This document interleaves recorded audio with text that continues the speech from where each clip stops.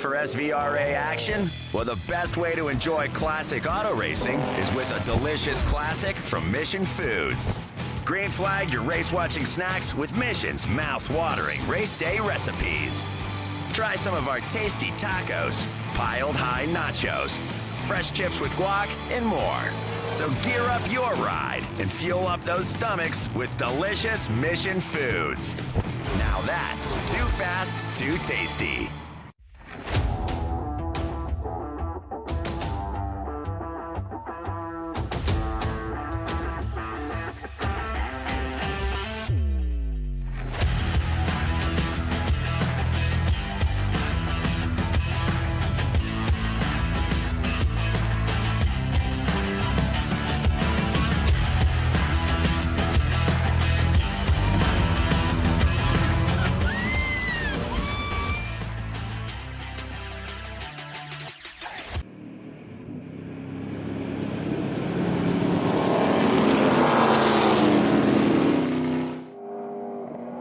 Good morning, everyone. What a difference a day makes. You join us here in the hills of Connecticut, and it is a rather gloomy day, as you can see. Wet weather has descended upon us. If you watched the Indy 500 last night, it's the same weather that Indianapolis suffered from yesterday during the 500, which delayed it, and we've got it today here, our Memorial Weekend special from Lime Rock Park. As we look down the Paul Newman Straight, you can see sitting water and how, as we get ready for our Memorial Day Classic. Trans Am coming your way, SVRA coming your way, plenty of action to show you, and it doesn't matter that it's raining. These men and women don't care about that, nor do the fans. They love it here. And we're getting ready for our first Group SVRA race. We just had qualifying, and Tommy Dreese getting pole position in Trans Am. Really impressive there. So that's his first pole position of the year. But you could see, as we look down the Newman Straight, the sitting water there is really going to be a problem. And you can see the way this track is developed, and it opened in 1957, so it is really old school. If you touch that grass there, you really are on a hiding to nothing. And as we look at 7, you can see the same thing. Anytime you put a wheel off on the outside of 7, which is flat out downhill, down the Bennett Bridge Hall downhill, it really is tough. But we're getting ready, as I said, for our first group action of 1, 2, 3, 4, 5B and 8, and that means that we should call in young Ben Sissel to get us started.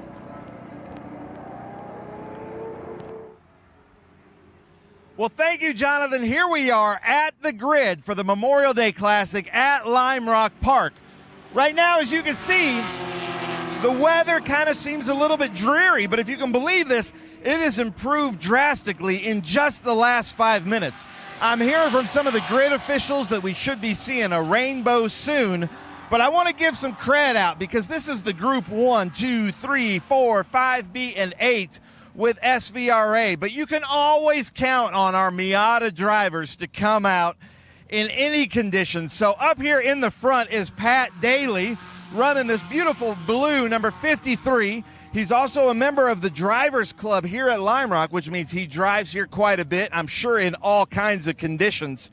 So this is a very beautiful car. He's got his Hoosier Wets brand new tires on there, so expect him to be really good here at the front. But then the next car, the number 63 with the Rocket Retirement, running that FARA Mission Foods banner on there, is Rodat. He says, John Rodat, where's my Rodat? We can see that. You got to get, Tony, if you can, you got to get a close-up of his helmet here. He's got kind of the helmet of a World War II P-51 fighter plane. So we're loving that, John. And something that we see here, you know, we've got these Miatas. I love it. You know, we're missing some of the vintage race cars in the other groups, but the Miatas are always willing to run here in the rain. So we love that. This is Darren Berger, the number 84. And it's so cool to have Miatas back here with us at Lime Rock Park. We had a great showing here a couple of years ago. I'm seeing another car coming to grid. That's the Mazda RX-7. So it might just be an all Mazda event. That's Scott Merrick in that RX-7. But then this number 77 here, Greg Meindl, is that correct?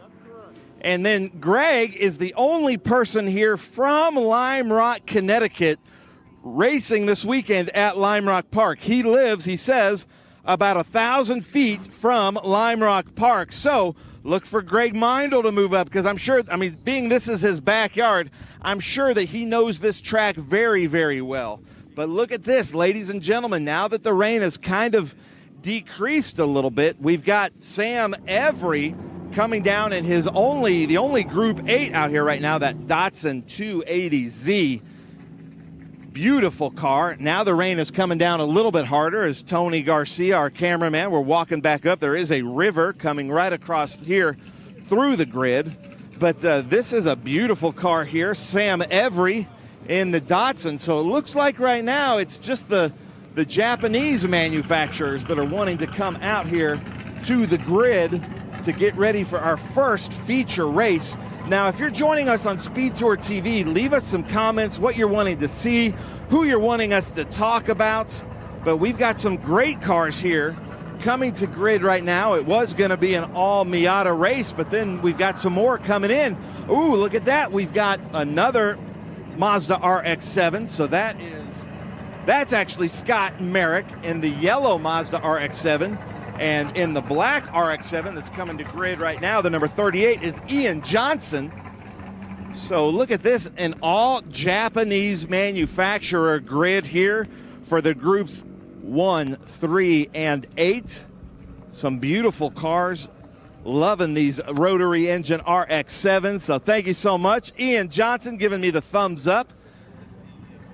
So this should be pretty good. Now, Jonathan, I'm going to throw back up to you because they're about to get the 3-5 minutes here on the grid.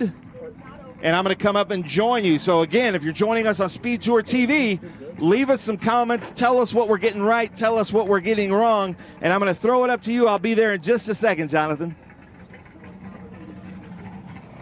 Great stuff, Ben. And yes, the only comment we've had so far is an umbrella, and he's quite right, is H, saying, yeah, it is umbrella weather, as you can see, and thank you to all our SVRA pundits and all our car entries to get out and entertain you folks on our SpeedTour TV.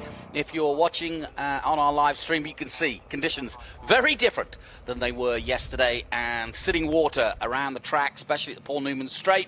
And you can see quite a breeze. We're expecting more rain later, but certainly not enough to dissuade anybody from going out. Cloud is very low, as you can see, but it's going to make it very interesting. These Miatas kind of revel in these sort of conditions. And Lime Rock at 1.5 miles round, and quite a simple layout, but perfect for these Miatas. And it's almost as though the Skip Barber School, which is also based here, and Skip Barber now, the tower named after him, it seems somewhat appropriate. This is the perfect venue, and this is the kind of conditions where you really learn your racecraft if you don't have it already. But most of these drivers, bags of experience, and as Ben pointed out, mostly Miatas, mostly Japanese. In fact, all Japanese manufacturers at the moment, so they're the hardy ones going out for this are Group 1, 2, 3, 4, 5B, and 8. So they go out behind the pace car, get an idea for the conditions. As you can see, some with sticker tires, so they'll just be weaving to try to get some heat into those tires, and obviously same with the brakes.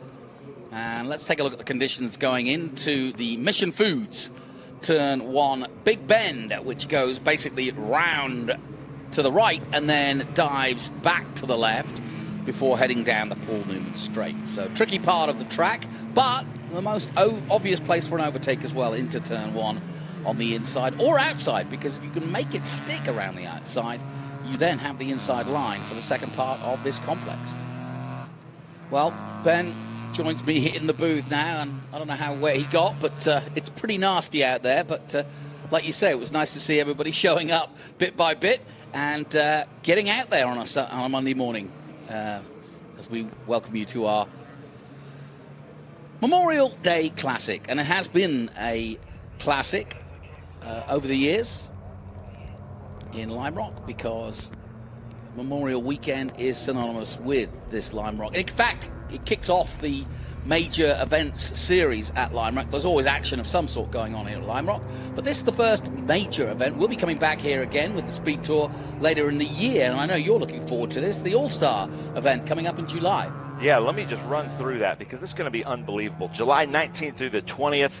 Hello, everybody. Thanks for joining us. We've got Greg Biffle, Jeff Brabham, Ron Fellows, Davey Hamilton, Ron Hornaday, Davey Jones, Bobby Labonte, Pippa Mann, Paul Menard, Ryan Newman, Max Pappas, Boris Said, Ken Schrader, Mike Skinner, Scott Speed, Danny Sullivan, and even more, and the IROC race. So it is going to be a blast, July 19th through the 20th. But, Jonathan, I'm going to give this to you as these Japanese manufactured cars come down and take the green flag. Yep, they're coming down the hill past my good friend Lake, who probably is in his own lake right now because it's pretty wet out there. But he's going to stay steady for us as we look down the main straight. In a moment, that car will peel off, and he does so. And it is getting ready for our feature race 1 of the day. It's Group 1, 2, 3, 4, 5B and 8. Mostly Miatas, though. And let's see who's got the stomach for these wet conditions. Always tricky. You've got to kind of tiptoe. It's like being on ice. Into the first corner they go then. Look at that. There is the number 47. We were talking about him earlier today.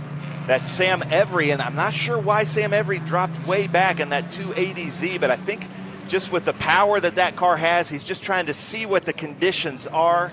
They only got one pace lap, but the Miata's out to the front, Jonathan. Yep, and Keith Romano says he grew up here at this track and has done a bunch of miles here and pit crewed for a few years with the Spec Miatas. So feel free, Keith, to jump in and give us some thoughts on the Miatas and how you set them up for the wet here in Lime Rock, and especially this very light up the hill turn, which is the Cube 3 Architecture West Bend before they dive down the Bennett Bridge Hall downhill past my good man Joe, and down the hill they go.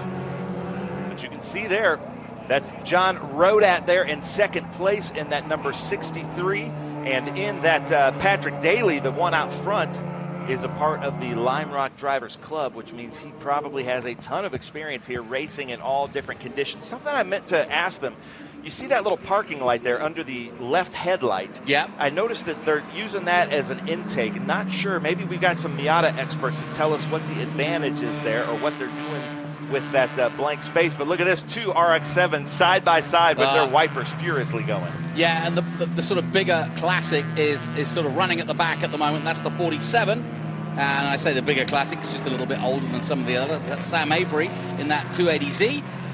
In the all green, did a 103.2 in the dry. And of course, when they practiced and qualified, it was dry. Beautiful Datsun that. But, you know, I appreciate the drivers driving to their comfort level in this race because the conditions have changed drastically just in the last 30 minutes. Rain really, really came down, making for a green track, and now it's just kind of sprinkling, but the water is still there, as we can see on the track. Yeah, well, I got Keith Roman. I put him to work. He says it helps the air intake right behind the blank. See, I love having all of these. Yeah, thank you, Keith Romano. So the other question was, where can you find the group descriptions? And that's your bailiwick, isn't it? But basically, you can just go to the SVRA website. Yeah, right? SVRA.com. These are basically Group 1, 2, 3, 4, 5B, and 8 are basically small to medium bore production cars that run similar lap times around the track. Wow, yeah, turn one, look how wet it's getting. So these guys are putting on a brave job here, and I hope you, the fans, appreciate the show they're putting on. I mean, you couldn't stop them coming up here. They've come all the way to Lime Rock. They're gonna get their track time, come hell or high water, quite literally. Yeah, exactly. Now, the one that we're missing is Rich Malumian Jr., which I totally understand because he's in a really nice cherry Austin Healey 100/4. Yeah, I was looking forward to that. Is it 100/4? Yeah. I would say he would be crazy to come out there in it's that an car open top with this. car, isn't yeah, it? yeah. And just, you know, those cars have just really, really gone up in value, and this is just an absolute pristine car. That would probably be late 50s? Yeah, beautiful. I looked it up this morning, and I was saying, you know, it's 4-speed manual gearbox, inline front engine, 4-cylinder, obviously, and it would have been a beautiful thing to see. But we've seen it here in action before. Yeah. Look at that, Rodat going way down here on the Bennett Bridge Hall downhill. Getting some drive. Yeah, he is getting some drive. So let's see if he can carry that momentum behind Patrick Daly. Now, usually these cars like to drive in a train and draft each other, but then you lose your vision. But Rodat ducking out to the outside at Mission Foods turn 1. Well, like I mentioned, if you can make it round the outside, he's not going to do it this lap. But one idea is to, trouble is the conditions are such that it's really hard to be out there because there's a lot of sitting water. But like I said, if you hang yourself out on the outside and keep your foot in, as you can see, the next is a left-hander, so you could potentially have the advantage going into the next left-hander. But in these conditions, just getting round is enough, I think. And Don Moody's right. Don Moody just said, well, the Datsun doesn't have wipers. And you're right, Don. You can see. Oh, yes, so we've got some right. eagle-eyed viewers out there, so thank you so much. Yeah. Now, that can't be easy, coming down the hill from 6 to 7 without wipers. Yeah, and it has the rain has increased even just since I was at the grid doing the grid walk. So you can see the wipers furiously going there as John Rodat ducking out here at the Q3 turn. He's trying to stay out of the spray for one, and also obviously it looks as though he's a little bit quicker than the leader. Now let's see what he does here. If he tucks himself up behind. He's running a rain line.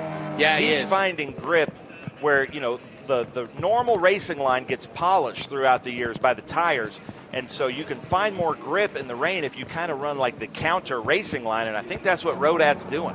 Well, he was trying to have another look around the outside. Here's the 77 of Mindell. You say he only lives 1,000 yards from the track. That's pretty impressive. 1,000 feet. Yeah, 1,000 feet. That's crazy, but his wipers are no longer working. You can see well, that. you better go home and get some more. Yeah, he's falling back. Yeah, he might just be able to just jog home to his garage, grab a new wiper motor. It looks like it is the wiper motor that's not working right now. Well, yeah, and I mean, you could say he's being stoic and just doesn't want to use them, but I don't believe that. If you've got them, use them. Yeah. In these conditions, absolutely. Yeah, and so sometimes it's raining such that just Rain-X alone will clear the windshield. Yeah. But that doesn't seem to be the case right now. It seems like it's raining now that you need actual wipers. Well, at the front, Patrick Daly, who was pole, continues at the front, but Rodat is all over the back of him, John Rodat, and then Darren Berger still third. We've been looking at Gregory Mendel in the 77, the all-white. He's in 6th at the moment, just ahead of Sam Avery. Here come the leaders again, down the hill, the Bennett Bridge Hall downhill and into turn 7 and onto the Sam Posey straight. Great to have Sam Posey here because yesterday we dedicated the tower that we're sat in right now to Skip Barber. After his 4 decades of duty, you will say, 88 years of age and still going strong. But a great guy, and some would say that Lime Rock potentially would not exist today if it weren't for the work of the Skip Barber School and, more importantly, Skip Barber himself.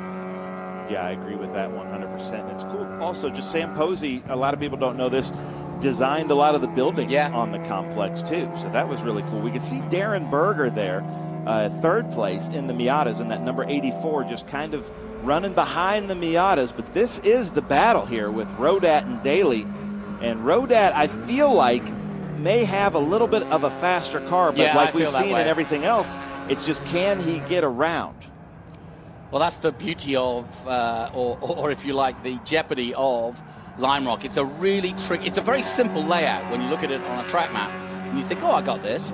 But then when you try to go fast or you try to overtake, there really isn't. You can try any which way. And there are a few tricks as you talk to some of the veterans, but basically there's one line round here, and the obvious overtake is on the inside here. But as you can see, doing a good job, Daly using the middle of the road as he is allowed to do, of course, and just basically defending so that the 63 can't go up the inside and has to wait again.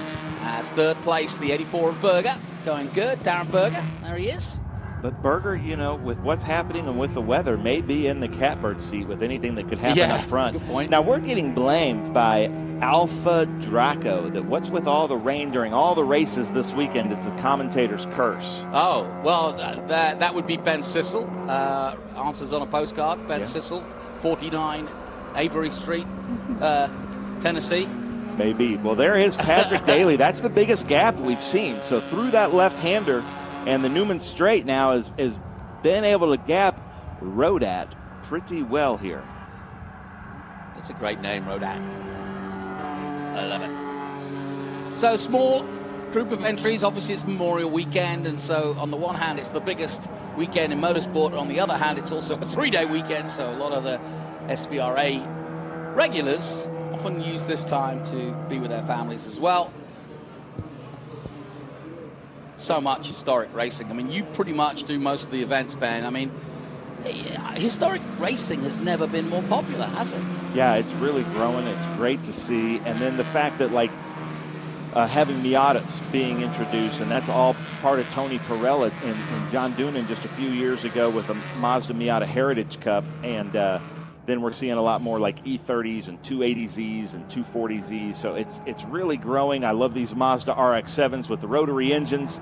So, you know, because time keeps marching on, you know, what becomes vintage keeps changing year after year. So this is really cool to see this group 1, 3, and 8 here as we go side by side. You know, and a bit like the Porsche 911, the Miata's shape has not drastically changed over the years. So some of these cars are well over 20, 25 years, but they could be, you know, 5 years old in terms of what the shape of the Miata still looks like. Yeah. So here's our leaders. We've got a bit of a gap now out front. He's broken the gap, and it's 1.1 seconds now, as you can see for yourself. Down the Posey straight they come. Wipers on. Time running out. But still, the top 3 remain the same. But it is kind of neat to see we've got the first 2 here in the Miatas. Then in Group 8, we've got the first 2 with the RX-7s. Still running pretty closely. That's Ian Johnson and Scott Merrick with the RX-7s. And I'll tell you, this is no mean feat with the sitting water on that. It's really like being on an ice rink. And even though the Miata's, you know, not a big, powerful car, still, you put your foot down, you're going to get wheel spin because it's such a lightweight car. Yeah. Yeah, and it is still a rear wheel car. Yep. Rear wheel drive. I went out in the wet in a Miata at Harris Hill in Texas and managed to actually spin on the straight. Well, I just put my foot down and round it went. Yeah. You can see they get so light going up over that hill, coming into the Cube 3 architecture turn, West Bend as they call it. Great to hear from Bill Savage. Yes, thank you, vets, and it is a tradition, Memorial Weekend. SVRA and the SpeedTour here at Lime Rock, and long may it continue.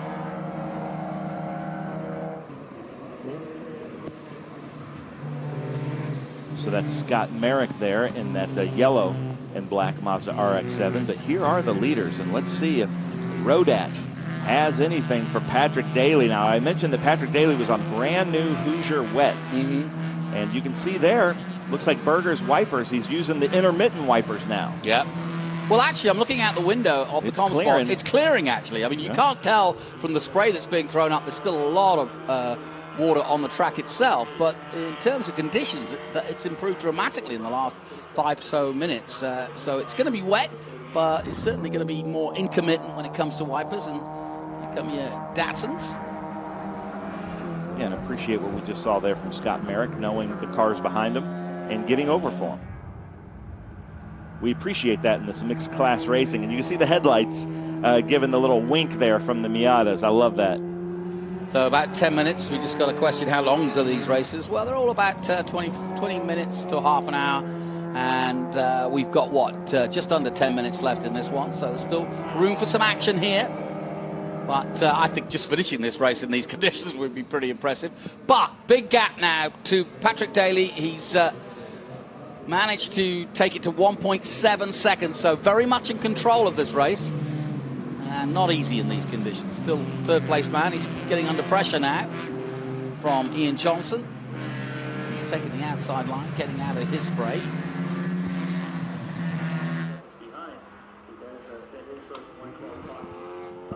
Just eases on by Ian Johnson in the Mazda RX-7. Getting word from race control that Greg Meindl is pulled in. That was the one without the wipers. So he is pulled into pit lane and just kind of sitting there, is happy with his performance. He could go back out again because the rain has kind of stopped now, but you still need the wipers because of the spray. Yeah. So no change at the front, but the gap has, as you can see, gone up to 1.7 seconds. So Scan Tech is saying shout out to the commentators. Well, thank you. Well, we've got Keith Romano reckons that Rodat has cooked his tyres, which with wet weather tyres, they don't last as long. And you get to a point where if the conditions start to improve, the tyres start to heat up and start to dilapidate a little bit. But I don't think we've got to that part. I think actually it's just Daly putting down the hammer. Where'd the leader go? Whoa! There he is. Oh, we've got a change, ladies and gentlemen. So let's see if Patrick Daly, who went off there at Mission Foods Turn 1, can now come back. So now Rodat, it's all up to you. Let's see what John Rodat has. Anything for Patrick Daly, who we were just talking about went out in the brand new tires, but just went a little bit long there. Yeah, so that's a big change. So there is our new leader. Yeah. And then right behind him, that was the leader. So let's see what happens here. And then Berger seeing this. So our 1, 2, 3 are all inside of each other, Jonathan. Wow, 7 minutes to go. And a new change then as Rodat leads the way. But as you can see, as he pops up the hill that is Q3 Architecture West Bend, the second place man is in hard pursuit now as they head down the Bennett Bridge Hall downhill and into turn 7, the last corner here at Now you're getting blamed for that by Chase Cavalier, saying you spoke too soon. I did. Well, story of my life. Commentator's blight. Cross the line they come down the Samposi straight. And let's have a look at the gap. Well, was 4 seconds. It's come down dramatically. I think he's catching him quite quickly, actually. So this could be a good battle royal. We've got just over 6 minutes to go in this one. And we do it on timing rather than laps. Obviously, they're doing a lot slower laps than they were in qualifying. Yeah, Bill Savage is saying the race is on now. Yeah, I agree, Bill. This has just gotten pretty interesting now. And now we're looking at all the scoring, and we'll see what kind of gaps they are. So you can see right here in the top left, just over 4 second gap behind Daly. But Daly, I think it's less than that now. Yeah, I do too. I think he's looking calm in there. You can see he's got a little tennis ball in his side vent. So there's Rodat, our leader. Well, this is a hard angle to see just the distance, but now you can see, I would say it's just under 4 seconds now. So he is taking some time. I'll take a look at the lap times for you as they both cross the line this time. And we don't often really take too much notice of lap times, but certainly if Daly is going quicker than the leader, give us an idea if he is catching. And yeah, he is. So he almost 2 seconds quicker in that last lap. So he has taken a huge chunk. And now the gap is 1.9 seconds. Come on, Daly. So if he just cut out 2 seconds a lap, white flag is out this time by. He's going to catch him. Difficult track to pass, but he is going to catch him. But then the problem is you can't really do what Miatas normally do, get up right behind him and suck right behind him, because then you lose all visibility. Right. But normally you would probably wait to come down the downhill right behind and then duck out and drag race down and use that draft. But you can't really do that here, as the leader's going to take the white flag this time by. So this got really interesting. Leave us a comment who you got, people. Yeah, he's certainly got enough time to do it, and the pace he's on. Like I said, he did a 1:11.5 last time out. John Rodat did a 1:13.7, so he was 2 seconds, as I said, quicker. Down the hill they come then, and they'll approach the Samposi straight for the last time, take the white flag, and this should be a humdinger of a finish. Conditions outside improving, but not much on track. Here we go then. You can see Rodat kind of coming right into the middle. Yeah. He's waving, so he's acknowledging the white flag. I hope he didn't think that was the checker. No. Because look at that. He's right behind him. Patrick Daly's right behind him. And then there's Berger just waiting to pounce. Yep, absolutely. He's held third place the whole time on this race, but never been able to catch up with the leaders. Here they come out of the Mission Foods complex. Ken Agina is saying Daly's going to take it on No Name Straight. I don't know if he's there yet. I don't know if he's close enough. We'll see. Yeah, he could possibly at the end of the Paul Newman straight here. Here we go. He's close enough, but no cigar yet. Now, I think the best chance he's got is to really get good drive downhill coming into 7 and then just trying to pip him to the line. That's all he can do. I don't think he's close enough, though. Good race, though. Oh, yeah. Never count out anything with these Miata finishes, though. Here we go, then. One corner to come. John Rodat takes a nice wide line, covers his bases, if you will. Here you go, that's the drive I was talking about. And here comes Daly for the win. If he's got the drive, he might just pip him. It's a drag race, and the thumbs out as they cross the line almost together. But it is going to be John Rodat ahead of Daly. Great fun, great racing. But man, at that last turn, Rodat got a little bit squiggly there, and I wonder if Daly had to just get off the throttle just a little bit, maybe, wanting to look for the spin. But what a great finish. You know, that started out to be what we thought would happen, and then just going off there, like anything with Lime Rock Park, always kind of makes for a different finish. Yep, and I always love it when we have a good start to the day with a good bit of racing in SVRA, and despite the conditions, they put on a show. Never easy to race in the wet. And I have to give it up for the fans. We do, even though the conditions were terrible just 30 minutes ago, we have a lot of fans here in the rain, in their ponchos and umbrellas up on the hill. So we love coming to Lime Rock Park for the Memorial Day Classic and just being with all these great fans here. Yeah, and as we're hearing on the internet, and Keith Romano saying, yeah, you know, basically just one mistake is all it took. And in these conditions, you kind of almost got a guarantee to make some sort of error. It turned out to be pretty drastic for Daly, but he did a hell of a job. What was it, 5 seconds he started from behind, and then got back on track, kept his cool, and went straight there. Almost got it. So, great start to the day. That was the coverage of our Group 1, 2, 3, 4, 5B, and 8. Let's take a look at some of the highlights. Got underway, and as you can see, the rain was pouring down, but it actually got better. But the track conditions, not so much.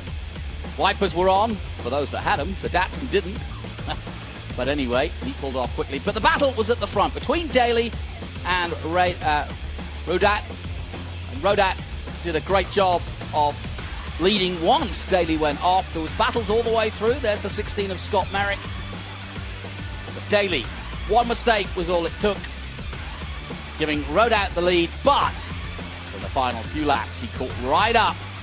And in the final moments, it was almost a drag race to the line.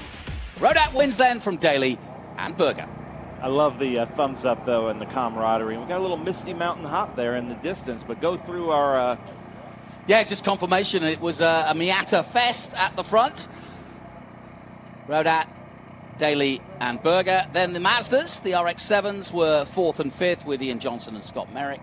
And then the Mazda Miata of Gregory Mindel. Actually, he DNF'd, and so too Sam Avery with no wipers. I think he found it a little tough. And that's how they finished here at Lime Rock. And my thanks to Ben Cecil. He'll be back again to join us. And we've got a few special guests today. And don't forget, our feature race coming up, the Trans Am race. We'll take a short break here from Lime Rock Park and our Memorial Classic. Stay with us. Okay, so pretend this is your race car. It's on the trailer, and you have an accident. Ouch! At least your truck's insurance will pay for another one? Yeah, not so fast. Standard insurance won't replace your race car, whether it's in the trailer, in the paddock, in the garage, or the repair shop. But at Hagerty, we can protect it for what it's really worth anytime it's off the track. No matter what or where you race, offer less than a set of race tires. Hagerty, let's drive together.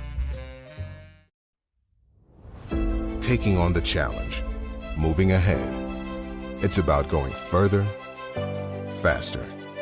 At Customers Bank, we know that great things happen when you combine the best of technology with a deeply human touch. So we offer a wide range of personal, small business, and commercial banking solutions with outstanding personal service, giving you the edge you need to take on tomorrow.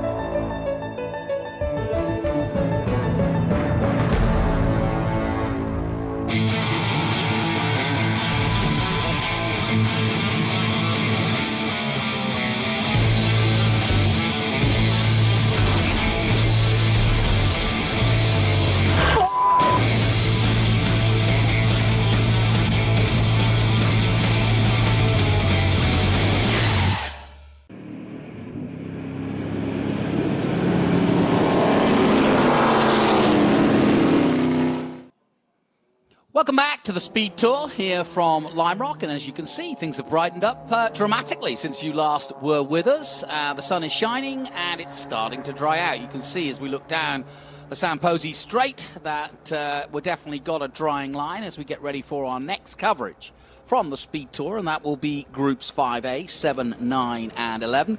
Great to see so many fans. The beauty of Lime Rock is these guys are the stalwarts. They come out every year. This is a big 3-day weekend, and they get out and they get their tents out, get the family out, get the picnics out, and it's all dashed good fun, as we would say. So let's head down, talking of fun, because Ben Sissel is amongst it, and even though it's a small group, he will pulling us up to date on everything with Groups 5A, 7, 9, and 11.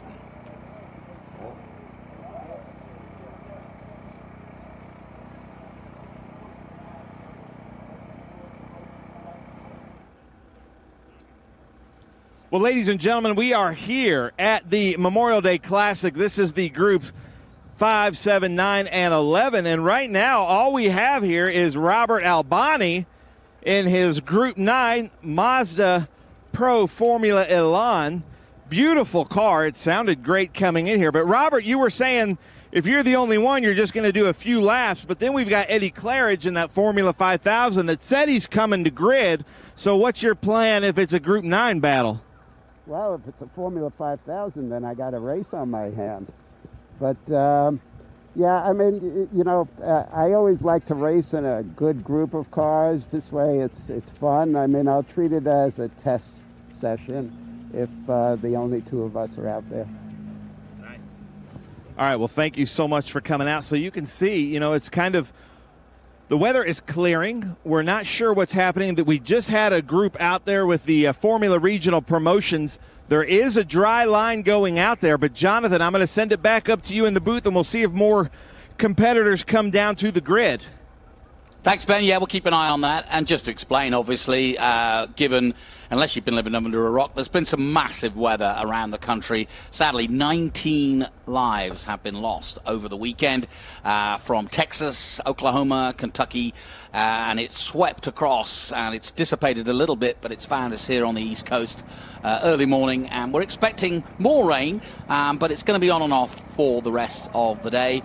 But as you can see, we are set fair at the moment anyway, and we're just hoping that more cars will come out for this group race. There was only 5 originally left to do it anyway, but like he says, if he does get out against the 5,000, which he is going to be hard powered against, I think that's the Theodore, or we've got some, well, we were going to have some Chevron B21s and a Chevron B16. And you saw the Pro Mazda there, and we were going to see a TY02 Eddie Claridge. We'll see if he makes it out to the grid. Beautiful part of the world, though, here in Connecticut. You're right on the New York, Connecticut, Massachusetts border. And it's been a tradition, as we say, the Memorial Weekend Classic here to kick off the summer season of racing here in the Northeast. And some great tracks around here. We'll be going to Watkins Glen. We'll also be going to Mid-Ohio and Road America. All household names when it comes to racing in this part of the world. And also, we're going to take Trans Am to Canada later this year. So lots going on in the Pirelli Holdings situation. There's the car park, plenty of RVs. A lot of people choosing the RVs to park up and get a nice spot looking down the Cube 3 Architecture West Bend area right at the back there. I hadn't realized until I went out there last year just how many people there are kind of dotted around in the woods. So always fun. And yeah, a lot of people, Keith Romano saying what a beautiful track. It really is. It's a great place to go racing. And like I said, you look at a track map and it looks relatively simple, but the hard part of Lime Rock is the fact that it is narrow. There is grass to either side, like Mid-Ohio, so you've got to be careful not to put a wheel on it, especially in the wet like this. especially when you've got all that power. Every car out there this weekend has got too much power for the conditions, I would argue, but I think it will improve as the day goes on. And don't forget our feature race, the TA and SGT, XGT and GT race coming up very soon there, round 4. They didn't go to Worldwide Technology, so and some great stories in there too. Surprise pole and different winners in each and every one of the races so far. But this is the home of the Dyson dynasty, so we're looking forward to seeing what Chris Dyson can do. Ben's still down there. Ben, what's going on? What's the latest? All right, well, thanks, Jonathan. And you are going to love this, Jonathan, because this car right here was created in 1982 to be a Formula One car driven by the likes of Tommy Byrne, who we've seen with us at some of these races. And then Eddie Claridge has owned this since he told me, hold on, I've got these good notes. Let me get this right, because it's such a cool car. It was here with us last year. He has owned it since '88 and put it back to the Formula 5000 configuration. But you got to look at these huge stacks with the fuel injectors coming through. Unbelievable car. This thing has got so much power. So even if only these two cars show up, we should have a good one. But this is a Theodore F1 driven by Teddy Yip. Actually designed by Teddy Yip and the team in 1982. Derek Daly, Tommy Byrne drove it. Then it showed up for Indy in 1983 with Al Unser Sr., but Al didn't end up driving it in the Indy 500. And then it was configured to single-seat Can-Am car. And then when Eddie owned it since 1988, he's converted it to a Formula 5000. So we've got these two cars here at least. I'm going to come up to you in the booth, so back to you, Jonathan, but you're going to love this former F1 car. Yeah, I do already, and of course I have a huge affinity for Teddy Yip and the Theodore Racing team because they were based and from Macau, and I spent some 30 years of my racing learning at the Macau Grand Prix, held once a year in November, the third week of November, and I was based at Star TV in Hong Kong and got to know the history of Teddy Yip. His grandson now continues the name of Theodore Racing in the lower formula, but the Theodore Racing cars are everywhere around the world. I've seen them in New Zealand, I've seen them in Australia, and obviously here in the States. And as you say, they made their way, despite the fact that they hailed from Macau, just by Hong Kong, in the Far East. Teddy Yip became a household name and one of the greats, and the likes of Senna, Daly, and many others have all driven his cars over the years. And so it's a great tradition, Theodore Racing. So look out for them. And look them up. Look them up on Wikipedia. It's a great history.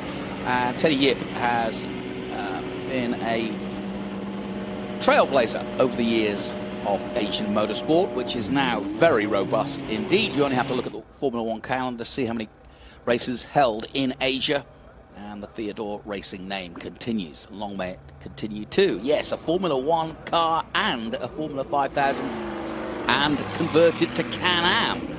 So this is going to be a bit of a test session, but that's okay, because it's all good fun, and the conditions actually pretty set fair now. And we've got the pace car, which is a beautiful McLaren. I took a closer look at that earlier in the weekend, and I reckon he could give them a run for his money in that pace car.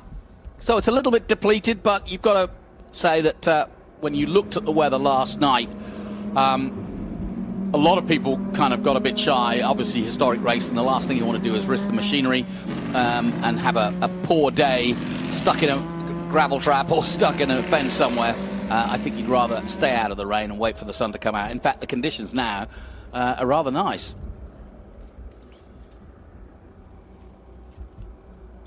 So going around what we're calling the Mission Foods Big Bend Complex, which leads then to the Paul Newman Straight. And yes, it is the same Paul Newman. For those of you who aren't racing aficionados, Paul Newman was a very handy SCCA national champion 4 times over.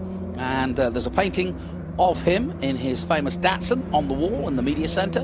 And Paul Newman cut his teeth here at Lime Rock. He used to love coming here. The beauty for Paul Newman was he was a very good-looking actor, and obviously a very famous one. Every film that he's ever been in, everybody knows about Paul Newman, and everybody's got the salad dressing, but not a lot is known about his racing exploits.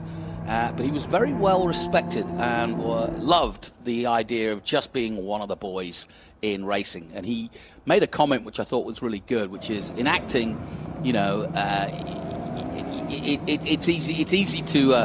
it's easy to perform well or put on a show, but in motor racing, he said, you are judged on the clock, and if you're good, the clock will tell you. If you're bad, the clock will tell you. So he just loved the purity of racing, and I think that's a good comment about why people love this sport so much. All right, Ben, we're away.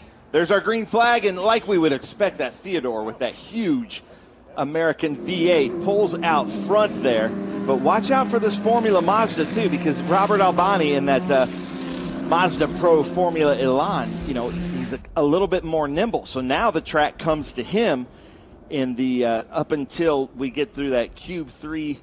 Yeah, it'll be interesting to see. Yeah, I think when we come down the hill under the bridge, I think then the 5,000 stroke Formula One will stretch its legs.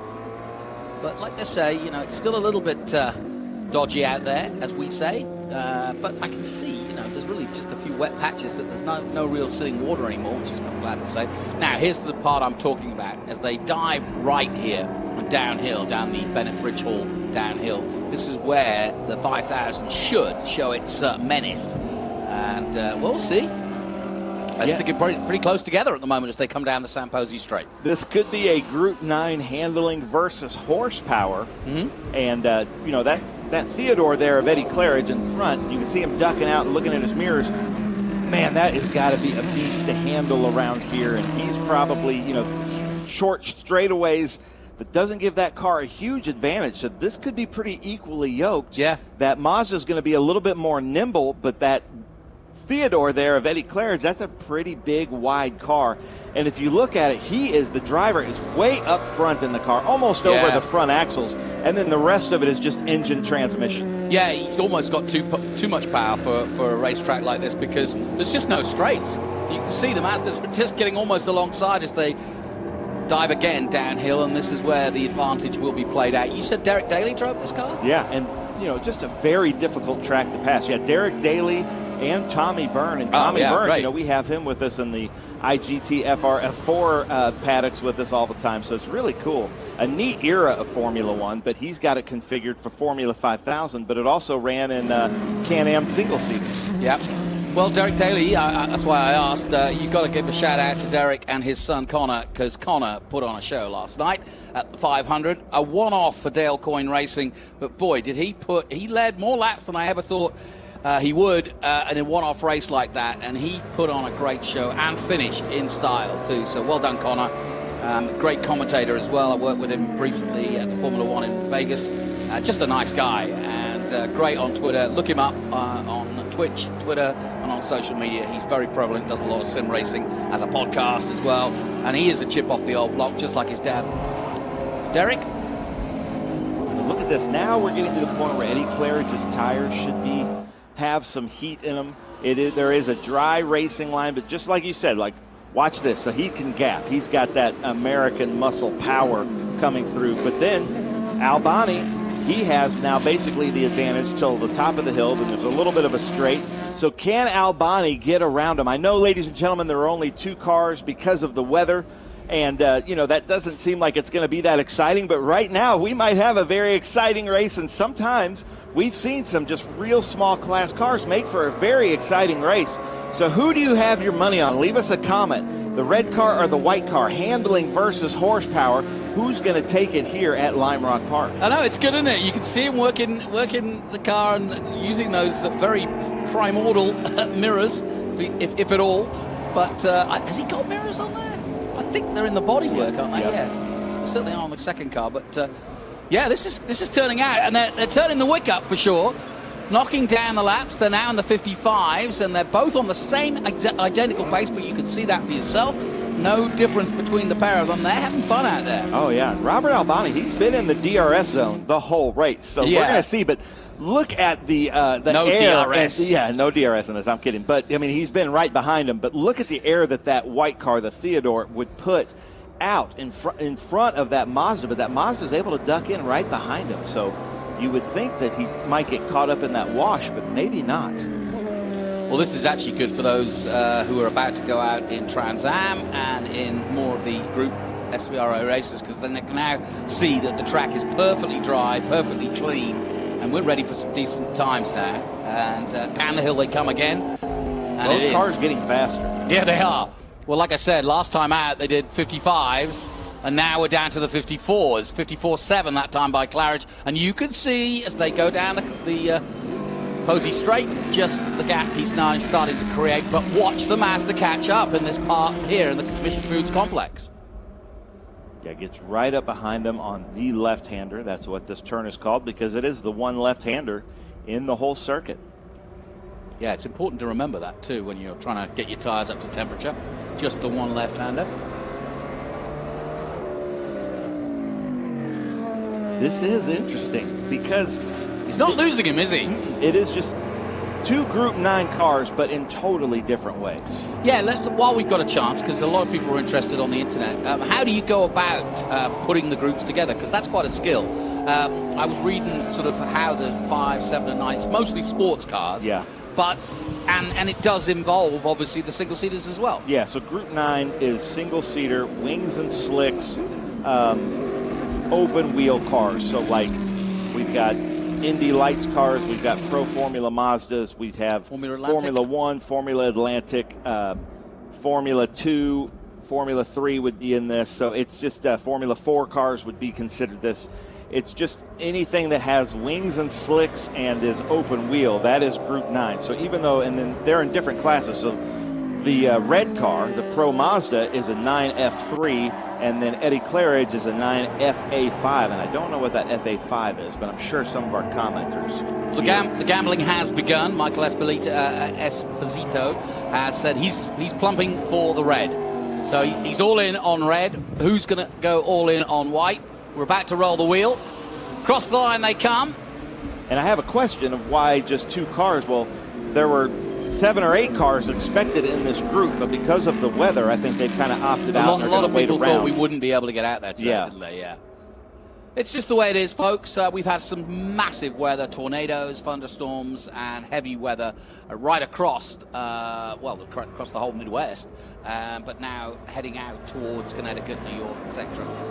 We haven't got the worst of it. It happened yesterday, most of it, and hence the 500 was delayed. And even Charlotte got some heavy weather at the 600. Shout out to Kyle Larson, though. Great job done doing both races. He didn't actually get to take part, but he got in the car in the final stages, but wasn't classified. Doesn't matter. Justin Allgaier did a hell of a job for him. Right, another lap completed. Down the Posey Straight they come. A nip and tuck between these two, and he's just waited and bided his time, and I'm wondering now if he's going to choose to make a move or not, but he's actually, it's interesting there, as they approach their 8th lap again. They're now in the 53s, but they're identical in lap time. Yeah.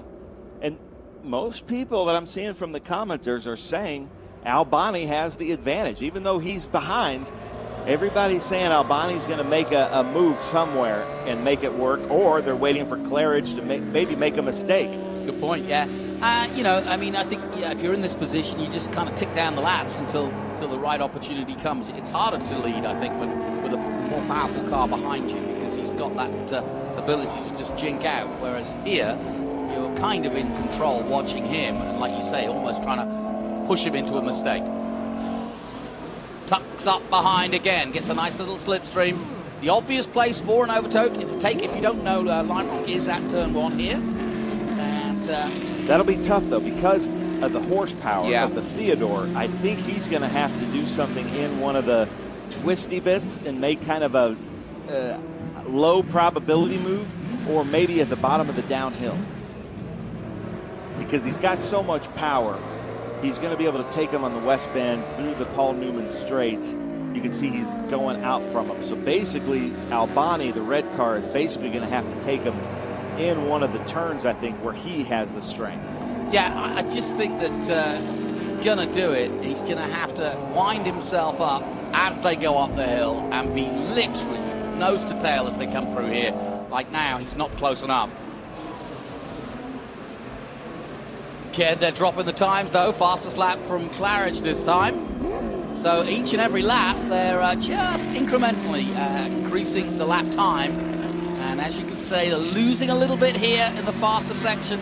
This is where he usually catches up, though. He's going to lose time down the Paul Newman straight again. And now, finally, Claridge has got a little bit of a breathing space of almost a second now on the chasing number 41 of Robert Albani. And as he said to you, I'll just use it as a test session if it's the 5,000, and that's how he sees it. So it's not as though he's going hell-bent for leather to try and overtake it. He's enjoying it. Car's clean. Yeah, but with the mixed class that they would normally be in with these cars, they'd be catching up to some of these Group 7 cars by now. But right now, they get to have an actual head-to-head. So there's times that these drivers might get out and just have the time of their lives, even though there's just 2 cars out there. But because they are so differently but equally yoked, they should be having a lot of fun out there. You can see Claridge checking his mirrors every time. Yeah, and I think the guys on the internet are watching that too. The white car reminds him of a Lotus, says Alpha Draco. Yeah, I get that.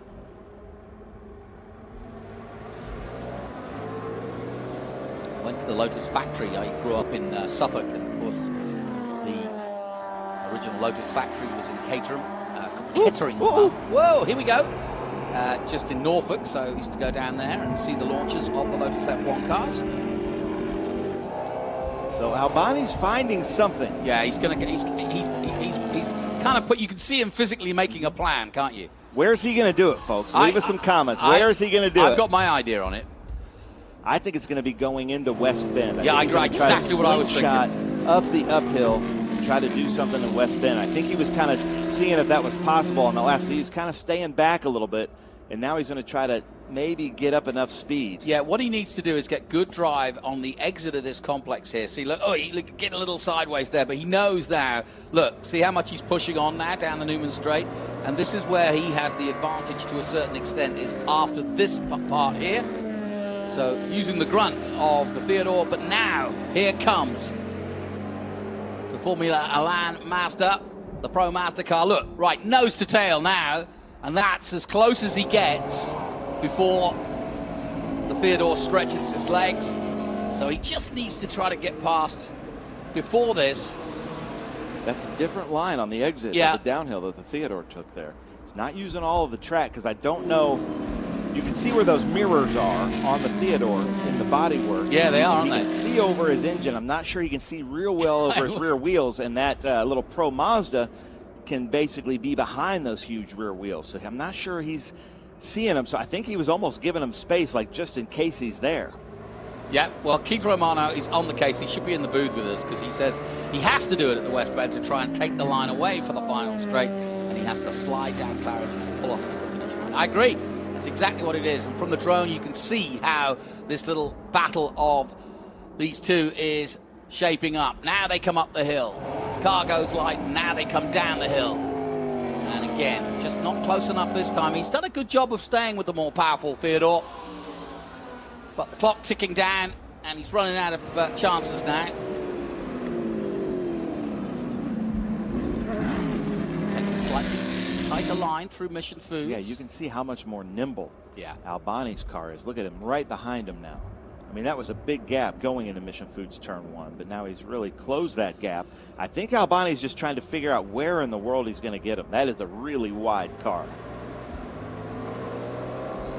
This is so interesting to watch. Well, and like I said, you can see those mirrors now. You can see them inside the bodywork, but I can't believe he could see much, especially with that.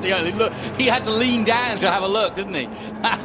Great stuff. Well, he knows where he's coming, that's for sure. That was the first time we've really seen him lean to the right to look in the mirrors to see where the opponent was. So that's the best place for him to get a view of it. Does the same again down the Posey Straight. Great to have Sam Posey here yesterday. Local man, and Skip Barber was telling me, I interviewed Skip a couple of weeks ago, he was telling me that Sam lives about 3 doors away, so it's these two legends of the sport right here up in Lime Rock. It's great to have. And when John Fitch was still alive, he lived right here too, another legend that raced in Le Mans and raced everything back in the day. So it's really cool, just this little area here with Paul Newman and everybody else. Jerry Seinfeld, has created a lot of race car drivers. Yeah, and just a shout out, we've been celebrating the year of Skip 2024, and just remember, since 1975, Skip Barber has been giving top class racing drivers and also amateurs like me and you, Ben, a chance to learn the rudiments of racing. And just a nice note, the man who got back-to-back 500 titles last night, Joseph Newgarden, cut his teeth right here in the Skip Barber School, so he owes quite a lot to Skip Barber, as does Montoya, Marco Andretti, and many, many others. Yeah. So I have a question. What happens if they wreck each other? Well, technically, whoever went across the start-finish line, goes back a lap, right? Yeah. That's who wins it. Yeah, because we have to go by the scoring. Yeah, so you have to, in order to get a result with both cars going out, you would go back to the previous completed lap, and that would be, at the moment, Claridge. Or if one could limp over the line under the car's own power. They cannot physically get out and push the car over. Yeah, he's winding himself up. He just had another look there, but this is his best hope. But I can't see it personally, because even if he does do the overtake, Claridge should get the run to the line. But it depends whether he's got the red and yellow Mazda in his way. See, you can see the grunt of the Theodore down the straight, and then under braking, the Mazda's just a little bit more nimble, isn't he? Oh, yeah. And so now in this section, the Theodore's a little bit more clumsy. You know, that's just a lot of weight in that engine and transmission there over those rear wheels. And the Mazda just is a much more well-balanced Formula car. Formula 5000, really, one of those, and Can-Am, one of those classes that shouldn't have been. You know, yeah, it was exactly, basically like, how big of an engine? Oh, here we go, here we go. He's popping out every time now. And he's almost just kind of doing a dress rehearsal. But like he said, he's not worried. He's viewing this as a test session. So, and I know a lot of people are saying, hey, only 2 cars. But come on, guys, we can't change the weather. And, you know, a lot of people obviously this is historic racing, guys. You don't want to risk your equipment. This is amazing. I don't care what they say. This is really cool good racing. Yeah, it is good racing. And they're going at it and giving 100%, and you can see the differences. But I was talking about Formula 5000 and Look at him. It's basically how light can you make a car with a huge, heavy 5-liter engine behind you with all the grunt. And they were getting up to like 1,000 horsepower near the end, and then they were making the cars lighter. So basically, sometimes the frames, the wings, the front ends would just break under the weight and the G-forces of the cars, because back then they really didn't have a great way to test them. Here we go. Oh, we thought about it again. And if you're wondering, the clock is ticking down. We've got 4 minutes to go, so maybe a couple of laps. We'll see where the white flag comes out. Not this time, so we've still got a couple of laps to go.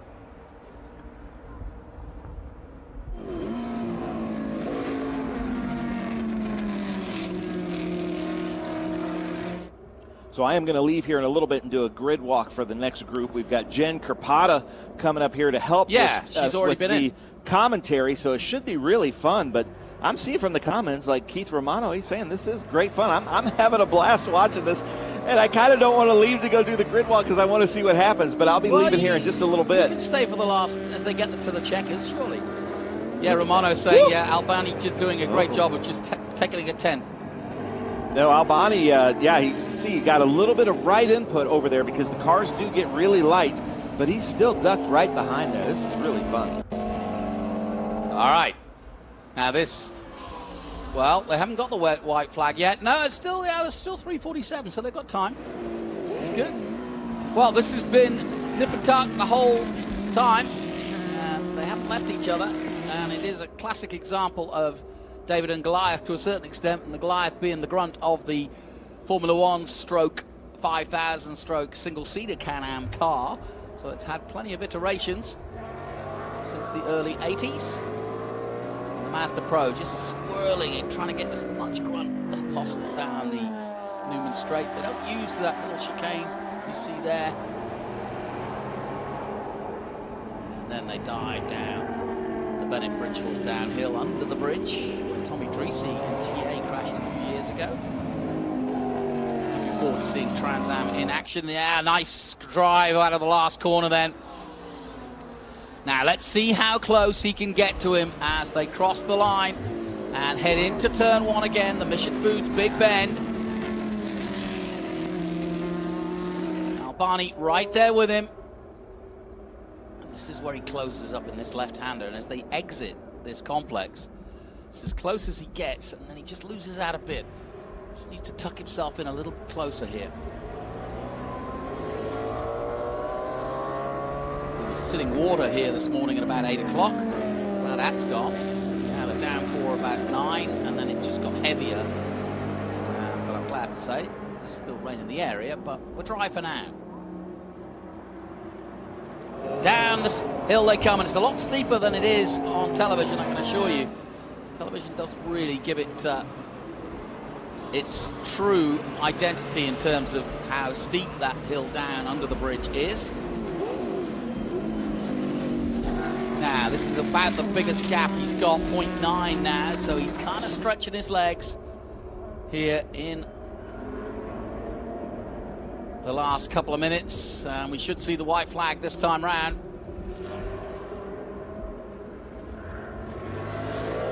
Of course, the circuit itself, one of the smallest on the calendar, at just under 1.5 miles long. Given it was opened in 1957, Trans Am came here in their second year, 67, and we've been coming to this Memorial Weekend Classic for, well, many a year. Not every year, but certainly had a long history of coming here. And of course, with Chris Dyson and Bob Dyson based here at Lime Rock from this part of the world. This is where Chris Dyson learned to drive his single-seaters. Started off with Skip Barber, and then obviously has become a multiple ALMS and IMSA champion, as well as a multiple Trans Am champion. So the checkered flag awaits then, and it's been Claridge all the way. And as we heard from Robert Albani at the beginning with Ben, you know, with just 2 cars, it's a test session, but it's a fun test session. I think they both enjoyed it. And it's been fun to see the difference between the two of them. Quick look in the mirrors for the last time, and he's got this. Just needs to stroke it home now. Don't make any mistakes. Head out of 7. Take your time. Last look at the mirrors. And a nice display of single-seater racing. Well, he got close. There you go. Tucks himself up behind, but it's not going to be enough as the Theodore stretches his legs, takes the checkered flag, and that is the finish of our Group 5A, 7, 9, 11. Not many on parade, just a couple of them, but hey, they got out there and put on a show, and that's all that we care.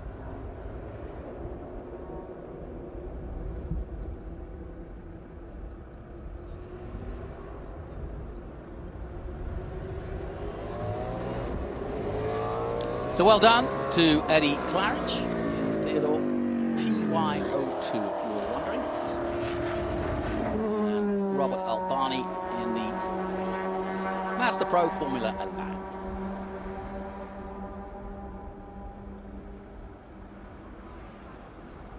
Let's head down once again to Ben Sissel as we get ready for our next group action coming up very soon. Ben, over to you. Well, thanks, Jonathan. What a race. 2 cars out there, and that was so much fun to watch. But now we have something totally different, like Monty Python says. We've got groups 6, 10, and 12. Now, a lot of the Porsche Cup cars were with International GT. Looks like they haven't quite shown up for grid yet.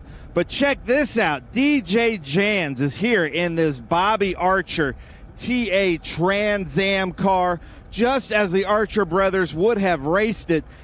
And the cool thing about this, DJ, former owner of the Trans Am series presented by Pirelli, and we owe him a ton of gratitude. Also, the brainchild behind the Young Guns category in our TA2, bringing new young racers here. But he's having an absolute blast here in this Bobby Archer Goodyear Shell Zone car in the livery that Bobby Archer would have run it in TA in kind of that second heyday of Trans Am back in that Tommy Kendall, Boris said, Dorsey Schrader era.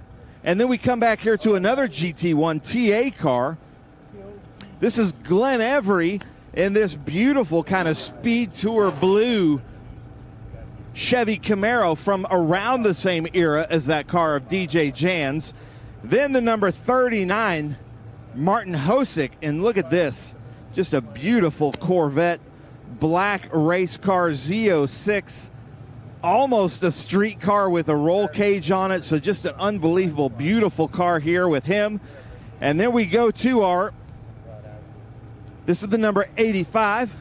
85. That marker number is 85. That's my age. Oh, look at that. The number 85, also his age. How cool is that? Jim Scott here in this beautiful red and white, the Porsche colors. Just such a cool car. Great to have him here. That is the other Group 12 car. And then our first Group 6. Check this out. These beautiful Donovan cars. This is actually Jack Bush. Always really fast here, but these E-Type Jaguars, so much fun to see. Built by Donovan. We've got another Donovan Jag right back here. This is a little bit racier than that car here. You can see that, the number 62. But some absolutely beautiful cars. They're still coming to grid, but we've got Group 12, Group 10, Group 6 out here at the Memorial Day Classic. But I got to talk to you because, Donovan, you guys build the prettiest cars, the coolest Jaguars, but not just race cars.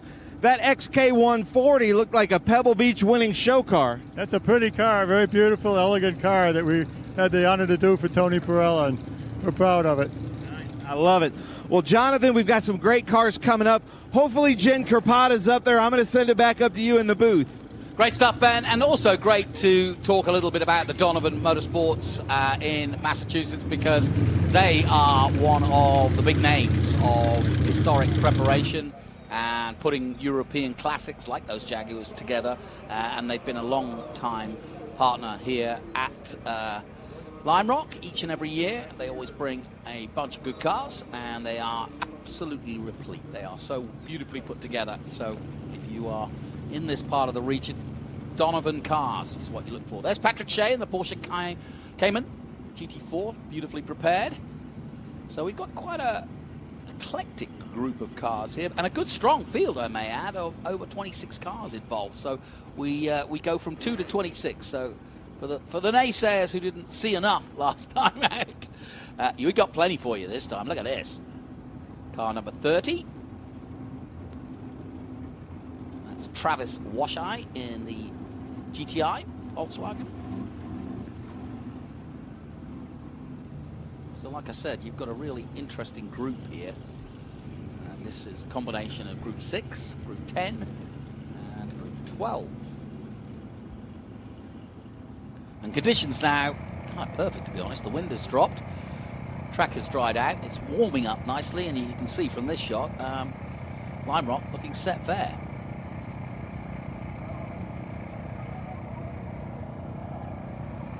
Don't forget, Trans Am, our feature race of the day, coming up very soon. We'll see the likes of Andretti and Dyson, the local favourite, and quite a lot of local interest here. Michael Sire, who is a regular and from this part of the world, will also be taking part, and that will be a combination. Our TA race kind of harps back to our roots, which of course go back to 1966, where it was effectively a sedan championship for Trans Am. And so we have both the TA, which is the tubular frame stock car look silhouette. We have then the, like I said, harping back to the original productions. We have XGT, SGT, Super GT that is, and GT. So we're looking forward to the different categories, and they're all fighting hard for points. But out they come, and a good strong field. I'm glad not everybody went home. And we've got Porsches versus Jaguars versus Muscle American. Don't forget, Mustang will be launching their new GT8D at Le Mans before they kind of do a whistle-stop tour around Europe. So the latest Mustang will take on the mighty Le Mans, and that's a brave move by Jim Farley. And Jim Farley, of course, the CEO of Ford, and a racer himself. He takes part in SVRA of a weekend.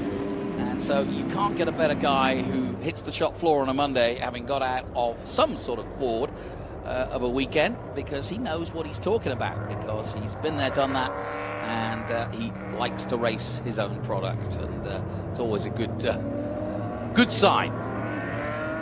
McLaren leads them round, and I think these muscle cars at the front are going to take off. We've got a Camaro, we've got a Corvette, a Z06, we've got that Mustang, a Riley Scott Mustang, David Jans in that one. And of course they've got the muscle, but as we saw in the last race, you know, muscle's not everything around here. There's not a lot of places to use it, except that Sam Posey straight. By the time you come and the car gets light over that little hill here, you're turning right again. So, and that fastest right-hander, as we're starting to get Look at this group of cars. It's great, isn't it? Yes. No, this has been so much fun. Come on, here we go. They are getting ready to go racing. The McLaren will jink to the left, or his right, and leave our competitors for the first time. Their third feature race for 6, 10, and 12, and away they go. And it's a good clean start, but let's see if they all shuffle through turn 1. Porsche versus Jaguar versus Mustang. Now watch out for Jack Bush in that Jaguar E-Type. Really good driver. This is their home track. Donovan's from just down the street. That is DJ Jans out there in the front.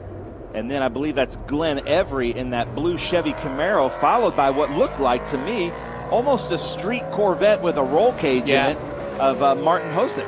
Yeah, I'm glad you emphasized and talked to Brian, because from Donovan, they've been a huge factor. I was just saying while you were coming up here that, you know, they always prepare those cars so well, and it's a sight to see to go down to their garage, isn't it? Now, what is that VW? Is that It's VW? just a GT, is that yeah. a front-wheel drive, rear-wheel drive? Yeah, I think it's a front-wheel drive, just Volkswagen, yeah. So he was probably wishing for the rain a little bit earlier. But look at that, Jack Bush getting a little bit squirrely there on that downhill. Yeah, it's a GTI, Travis Washay, as you said. Yeah, it's a classic boy racer car, as we say in England. Through goes that Corvette you were mentioning, the 39. And where is he? I'm just looking. Yeah, still third at the moment. There you are, Hosek in third, but it's Jans, Every, and Hosek. Scott Bush, then Kurasoli in 6th. Ziza Washay, the man we were talking about in that black Corvette, in 8th. Lombardo 9th, and Tassila in 10th. And watch out for Ziza in that car, the yellow Corvette there, right behind that Volkswagen. He's been running here a long time. That's a very fast car here, but man, I'm loving that VW out there. And, you know, if he's looks as though it almost should be coming the to grid, Nürburgring, right? waiting for a little bit more moisture on the track, because he's out there kind of outclassed with some of this American muscle, but doing a very good job. Of course, Josh Hurley was here this weekend. He is a big proponent of the Volkswagen races. Did some TDIs and did some cut his teeth doing that.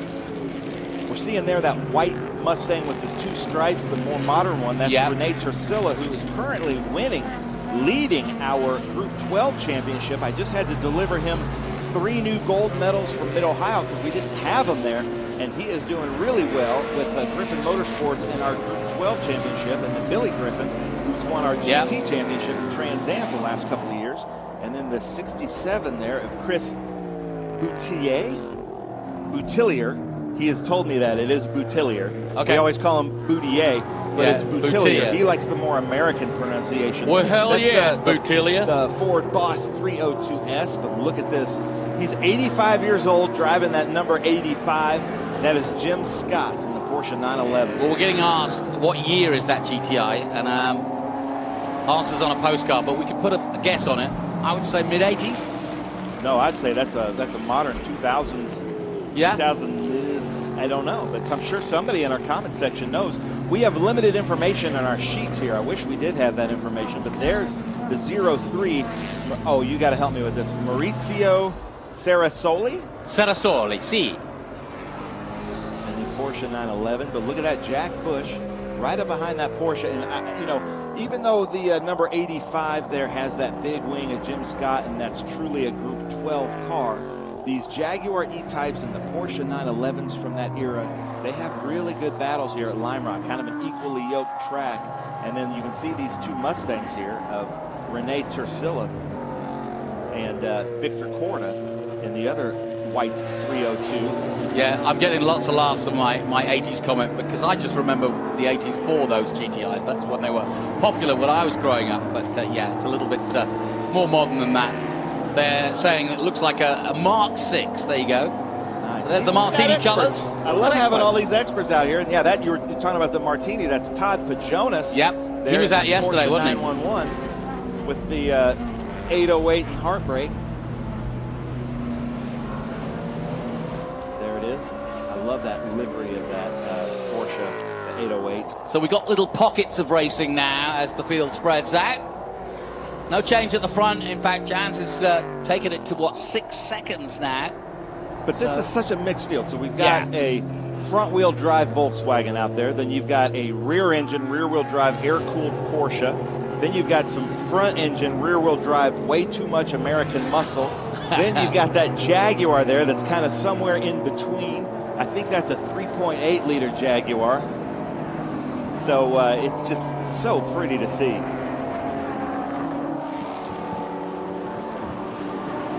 But that Volkswagen, ladies and gentlemen, what do we have here? He's ducking out there.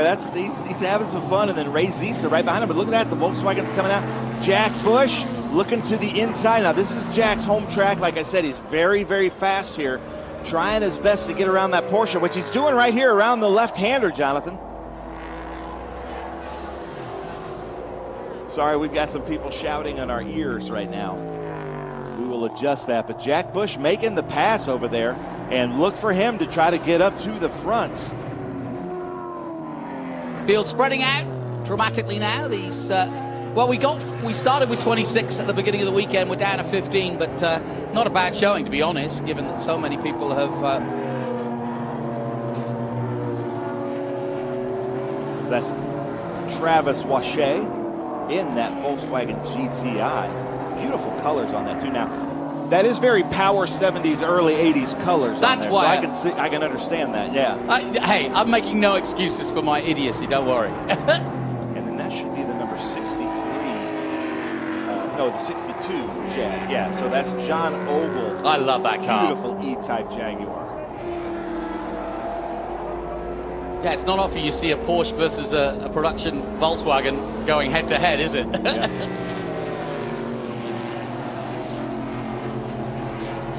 Tim Bowder there in that red Mustang 302. Look at the lines of that. I love the body lines of the E-Type with that hard top, that Le Mans looking hard top there. Yeah, beautiful. And you know, it wasn't until I started following SVRA did I realize just how popular Jaguars were in historic and in the day, back in the mid-50s and early 60s. Jaguars were really top of the class. In a way, I almost feel like they kind of lost their way, and they found a market with like the doctors and lawyers. Yeah. But, you know, for a while, they were the bane in Ferrari's existence in sports car racing. It was basically Jaguar versus Ferrari and Aston Martin back in the early 50s, late 40s. And, you know, like in the late 40s with the XK120, they were the fastest cars. And then I know Enzo Ferrari, you know, regrettably said that the E-Type he thought was the most beautiful car made. Yep. Well, that was the frustration. Everybody was sitting in their garages in America, you know, coming off the tradition of sort of, you know, drag racing and getting as much power for the quarter mile as possible. But that doesn't work at Thunderhill. No. Or Riverside, or wherever they might have been. On Lime Rock. So that's DJ Jans there, overall leader, which are making Bobby and Tommy Archer, the Archer brothers, proud. And I love that he put that car back into the livery as they would have raced it back in that day. And that's kind of my era of Trans Am. That's what I grew up watching. The Nashville Network used to air the Trans Am races before the NASCAR races, and Mike Joy, who I still consider to be one of the best commentators ever, was he's the commentator. An SVRA driver. Yeah, he is an SVRA driver, but he was the commentator for the Trans Am back in that day. So it's really cool to see when he's at SVRA races. I'm just starstruck with him. Yeah, nice guy. So DJ Jans, and like I said, former owner of the Trans Am series, really kind of shepherded it to the Tony Pirelli era, and but also came up to me at Road America and said, hey, I've got this idea. We need to do something for new young drivers coming in. And I was like, yeah, that sounds great. Let's do it. And I think he coined it the Young Guns, and off we went. And now here we are, basically because of that little conversation. Yeah. You never know where you're going to plant seeds. we basically have the feeder series to professional cup racing in the NASCAR series. Looking at Glenn Avery in second place in the 74 in that Chevy Camaro, the all blue. Love that car too. It's not quite petty blue and not quite SpeedTour blue. Yeah. It's kind of like a shade between, but I love that. It's not baby blue. It's not golf blue.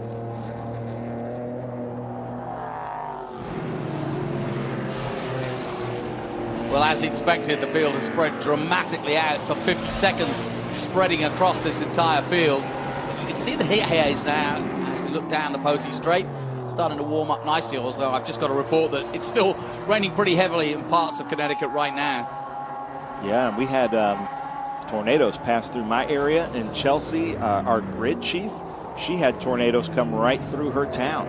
Everybody's okay that she knows, but some really rough tornadoes last night. So there's Zisa there, Ray Zisa in the yellow Corvette, and then Renee Tursilla just ahead, having a great battle with Lombardo there in that Ronald Lombardo and that other Ford Mustang Boss 302. Yeah, they're pretty evenly yoked, aren't they? Yeah. So 16 seconds the gap at the front, so he's controlling this nicely. But he's off into the distance. Avery still second, Hosek still third, so no change at the front. Busch still fourth, and Scott in fifth. I love that 808 and Heartbreaks car. That is a great car. That's another one you'd expect to see at the Nürburgring, isn't it? Yeah. With the he's spinning. Oh, no! And that's very wet no. there. That could easily. You could see he actually sped up into that. I'm not sure they're going to call that. That was a pretty hard impact, so I'm sure we're going to go to double yellow unless the driver can acknowledge to the corner workers he's okay. He's not technically necessarily in a high impact zone. He's just kind of overcorrected and spun, but it looks like they're slowing down to a double yellow pace here. Yeah, and I think they could clear him away fairly quickly. He may still be under his own power, but he just, like you say, as soon as he hit the grass, he took off. I'm not seeing double yellows, but talk about commentator's curse. I just, talked about the Kanye West album 808 and Heartbreak, and he's having some heartbreak there into that tire wall.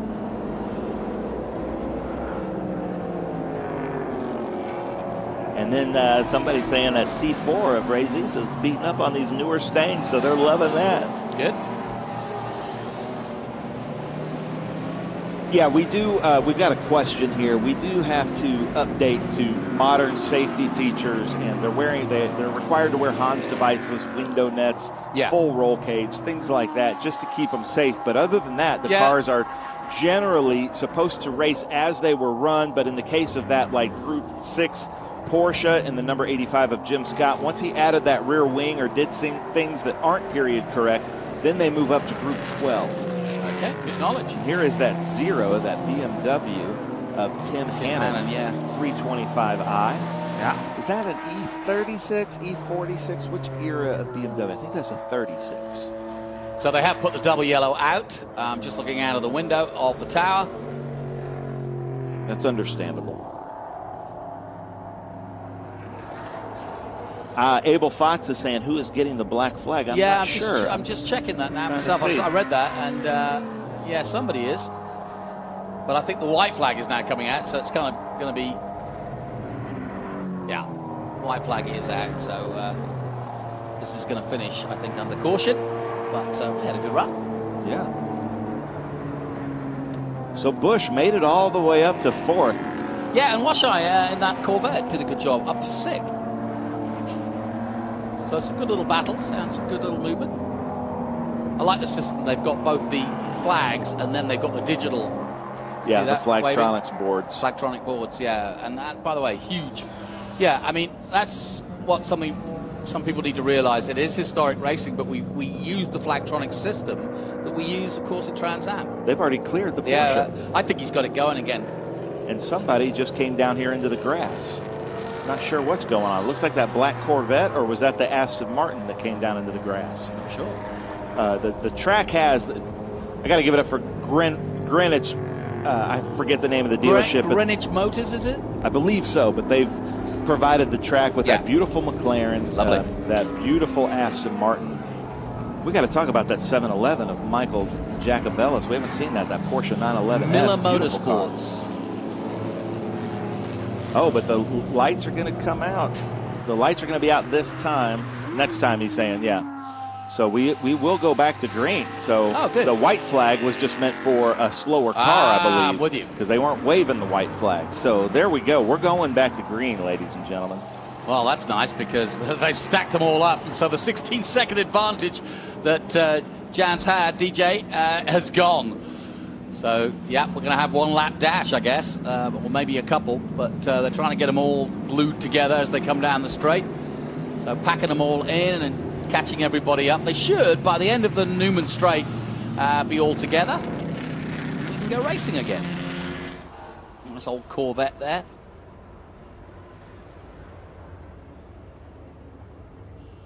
So I believe Todd Pajonas was able to go out in the 808 under his own power and just came in this first door here.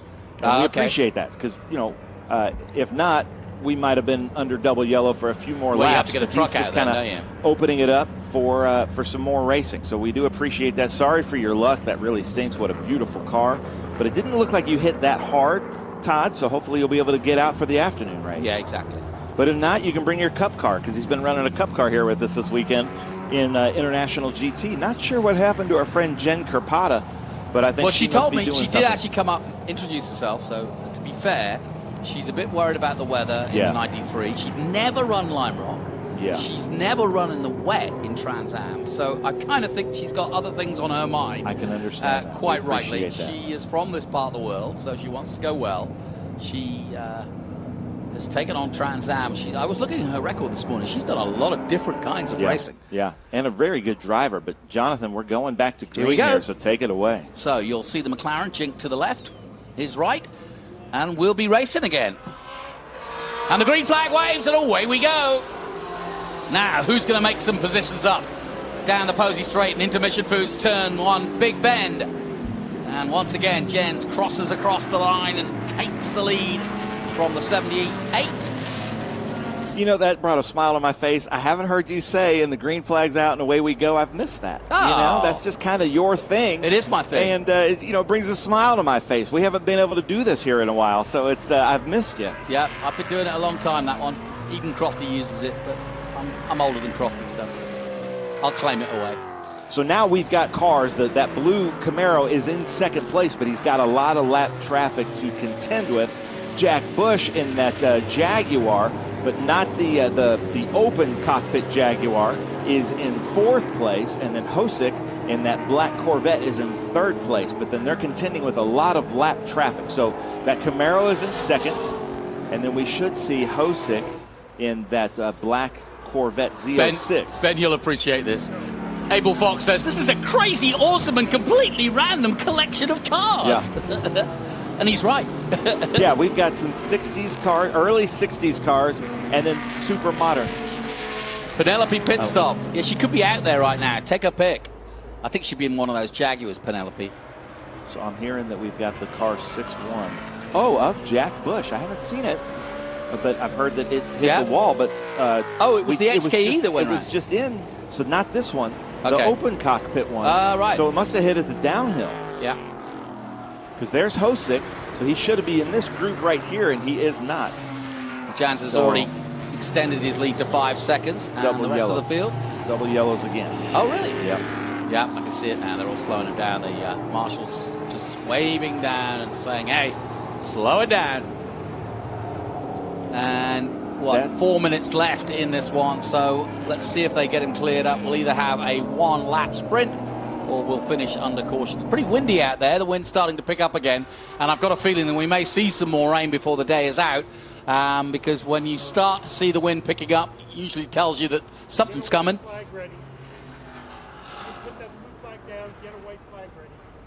Yeah, and it seems like these racetracks that we go to, Watkins Glen is like that, VIR is like that, Road America, Lime Rock, they have their own little microclimates.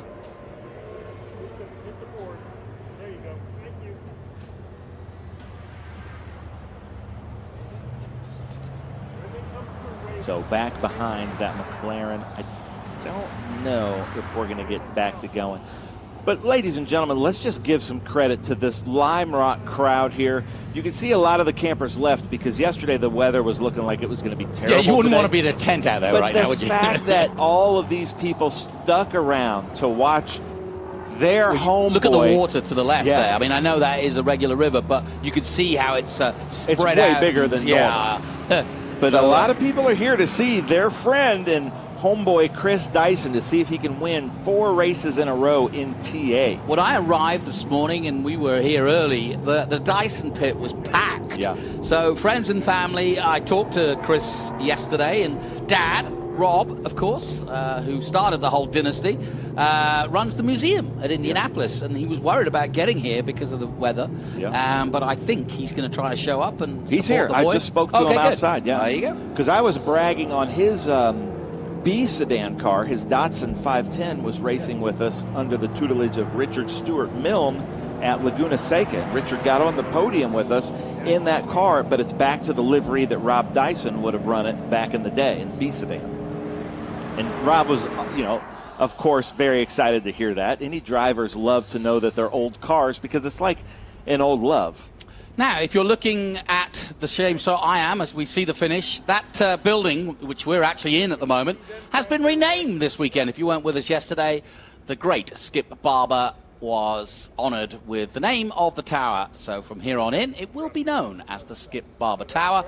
And of course, 2024 is now the year of Skip, as they remember his somewhat 5 decades of both racing all the way to the top of Formula One and the school he started back in 1975 that so many people have taken part in. I had him yesterday, and a question I've always wanted to ask him, I've heard it answered several different ways, but I love the Seinfeld show, the sitcom. Jerry Seinfeld, big car person. I quote Seinfeld on here all the time. But for like 3 or 4 seasons, there was a Skip Barber sticker on Jerry Seinfeld's refrigerator in the show. You can see it so prominently. That's so funny. I'm going to give you another story. David Jans then with DJ Jans with the win in the Mustang. The Chevy Camaro of Glenn Avery in second. Martin Hosek in third. Jim Scott. Travis Washai got up to 5th in the end. Ray Zizza in 6th. And then Cesaroli in 7th. Tassila 8th. Lombardo 9th. And Victor Corda in 10th. Yeah, funny you should say that. My business partners, we look further down, Shea, Bowder, Jacobellis, and Hannon, then John Ogle. Mendel, I don't think, finished, lap down, and Boutillier. Chris Boutillier in 17th, Jack Bush in 18th, and Todd Pajanos in 19th.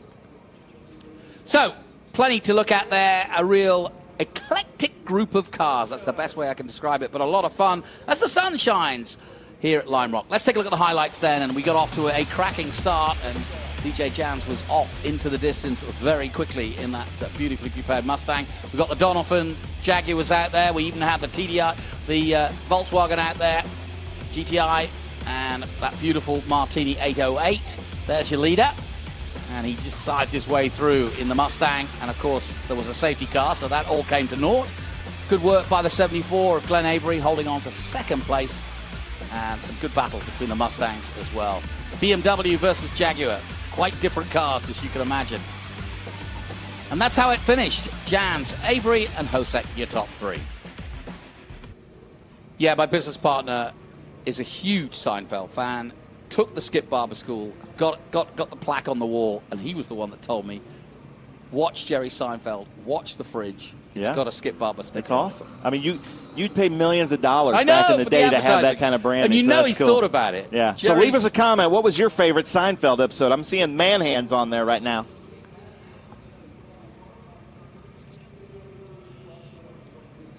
Yeah, we'll get some more comments up. But as you can see, the fans starting to come out of the woods because the sun is out here at our Memorial Weekend Classic. We'll take a short break. We'll be right back. Join us after this.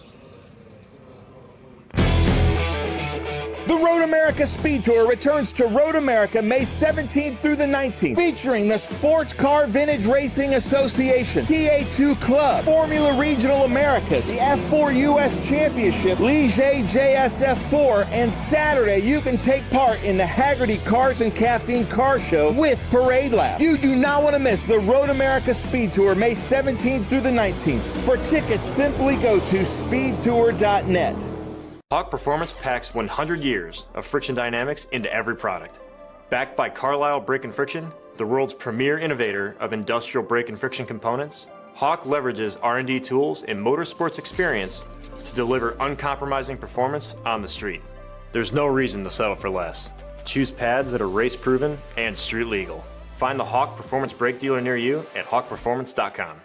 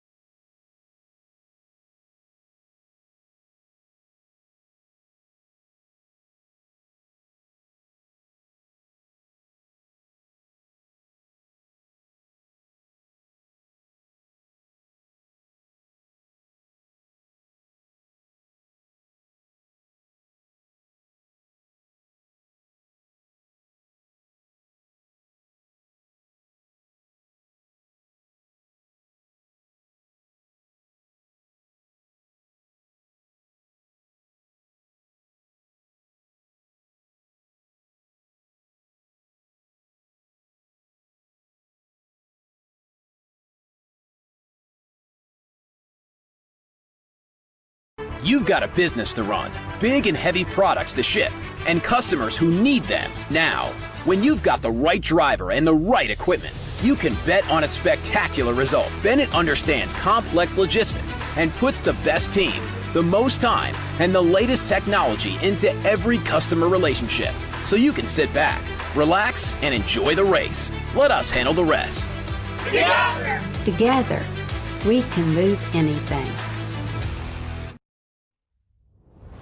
Taking on the challenge, moving ahead.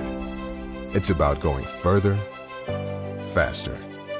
At Customers Bank, we know that great things happen when you combine the best of technology with a deeply human touch. So we offer a wide range of personal, small business, and commercial banking solutions with outstanding personal service, giving you the edge you need to take on tomorrow. There is the green. Kind of composes things, and he rockets by Sima. There's Boris said. One of the ways you overtake here at Sebring is really good in the braking zones, like this one right here. Both go around. There's the green. We are back and at it. Watch this. Oh, look out, Miller, look out.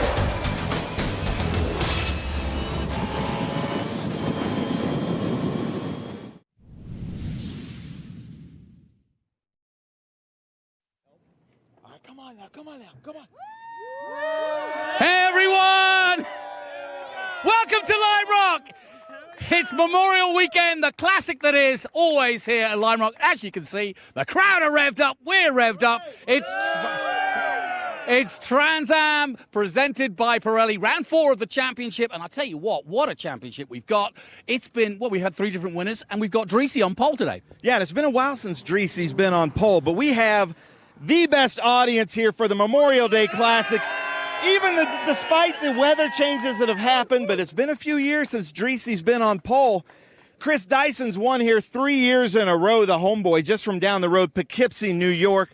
But Jonathan, we also might add a little kink into this. This may little spice tire change race. You think? In a series that isn't used to tire changes, with this fantastic crowd, they might have to go from slicks to wets, which will really thicken the plot here. Well, it will, because of course we don't do regular pit stops, so we have 100-mile sprints is what we do. So that's really going to test these drivers and mechanics out today. Want to give a shout out, of course, to Adam Andretti. He'll be in the mix as well. We've heard that Menard had a starting problem. We're hoping to see him make the grid. Yep.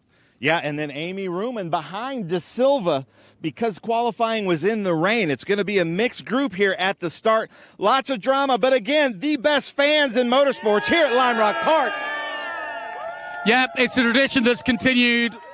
Trans Am started coming here back in 1967, and since then, families, generations of families have all come to Lime Rock, and it's a great feeling here. And also, we've named the tower after Skip Barber, the man who kept this place going when the lights were starting to go out now and again, but he has kept it going, and Lime Rock remains one of the greatest and most iconic circuits in the US of A. Now, we've mentioned the weather, but what about the track? Who better than Adam Andretti to take us around it? Welcome to Lime Rock Park in Lakeville, Connecticut. It is fast, it is flowing, and it rewards the brave. First thing you have to do is get through Big Bend, turns 1 and 2. This is where we see Justin Marks and Matthew Brabham last year in a heated battle through here. Unfortunately, won't see that this year. Head to turns 3 and 4, load on the left-hander and the right-hander onto the Paul Newman straight. Used to be the no-name straight, but what a better name to put to that straightaway than Paul Newman. As you approach the uphill here, turn 5, you're going to go get a little bit of air into turn 6. A 4-way battle for the lead last year. I'm looking forward to being one of those battles here that you watched today. Big Bend sends us into the Bennett Bridge Hall downhill turn 7, where last year we saw David Paterick and Amy Ruman, the two-time champ, go at it. Down the front straightaway to complete your lap here at the park.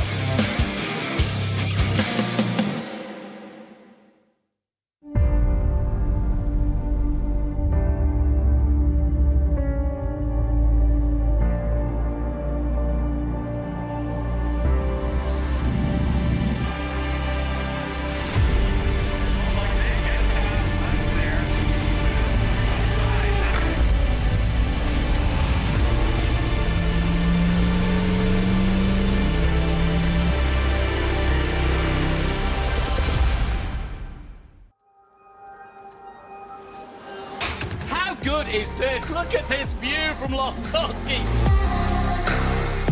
It brings all my fans, it brings the audience into the car with me. Speed turn, 140 mile an hour entry speeds. The quickest and most efficient way for me to get information to my drivers is from using the V-Box HD2 system.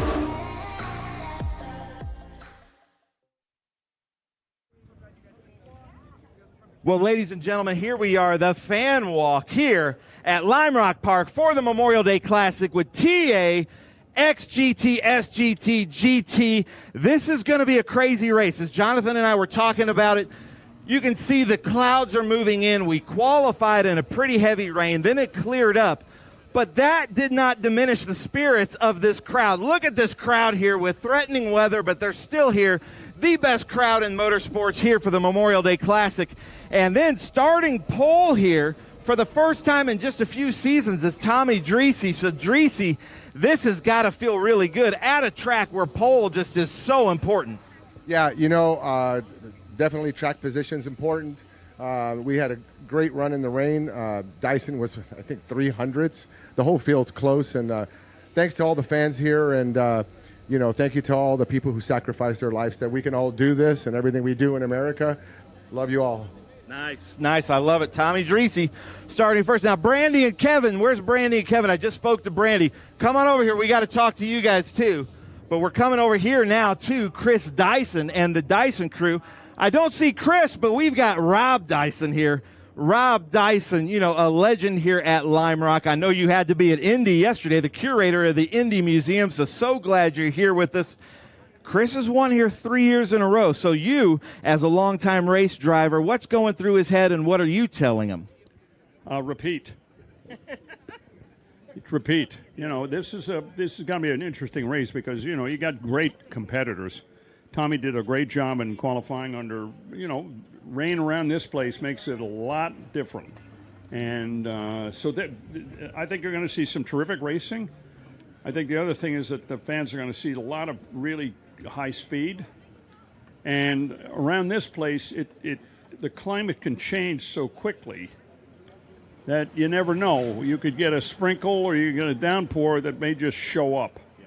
And we've had that happen before, too. We got a lot of years around this place. But anyway, it's wonderful to be at Lime Rock. It's a home track. Great to be here and looking forward to the event. Nice. I love it. Rob Dyson there, racing legend. But let's talk to some fans here. We've got Brandy and Kevin all the way from, Torrington, Connecticut, but long-time Trans Am faithful. So what are you seeing in this race with the weather coming? How would you call it? It's always tricky with the weather at Lime Rock, but it's always amazing. So it doesn't matter who's up in front. You never know who's going to end up finishing the race. All right, Kevin, let me put you on the spot. Who are you putting on the top step at the end of this race? I like Adam Andretti, so I'm rooting for him. Nice. I love it. Well, there you go. We've got some great fans here. Brandy and Kevin, thank you so much for coming out. We've got about 5 more minutes here about 4.5 minutes finishing this fan walk. So make sure you talk to all the drivers because we will have to clear this right away. I'm going to come and try to find Adam Andretti, who was Kevin's favorite for the race. I love having to navigate through all the fans. Isn't that a great thing, Adam? I love having you up in the announcer booth, but I love it more when you're behind the wheel. Well, thank you, Ben. And I tell you, no matter what, whether you're in the booth or out here, you feel the energy of these fans. And we can't thank you all enough for coming out and supporting us. The weather was sketchy, but it's looking like it's going to be a beautiful race for us here in the Trans Am Series presented by Pirelli. And we're excited to get behind the wheel of this Go Share top liner Chevrolet Camaro for Burton Racing and this BR1 chassis and show what it can do. We had a good session this morning in the wet. That was fun and interesting. But I think we got to have a really good 100 miles here. So looking forward to putting on a show for the fans. Nice. I love it. Adam Andretti. We're going to come around here, talk to Paul Menard. But like I was saying, the weather is showing that we may have to come in and change tires in a series that we're not used to changing tires. So I'm sure Paul Menard's crew have their Master Force tools ready to change these tires. And then the car didn't start at Grid, but you made it. Are you excited to be at Lime Rock and race for the first time? You know, there's a few races that are a few racetracks I've never been to that are on the bucket list. And I checked one off at Sebring a few years ago. Lime Rock I'm checking off this weekend. So I always heard the race fans are great up here, and you know, they did not lie. The good crowd, awesome crowd. Little bull ring racetrack. It's short track road racing. So it's going to be fun. We'll chase the weather and got dries on. Hopefully it stays that way, and we'll see how it goes.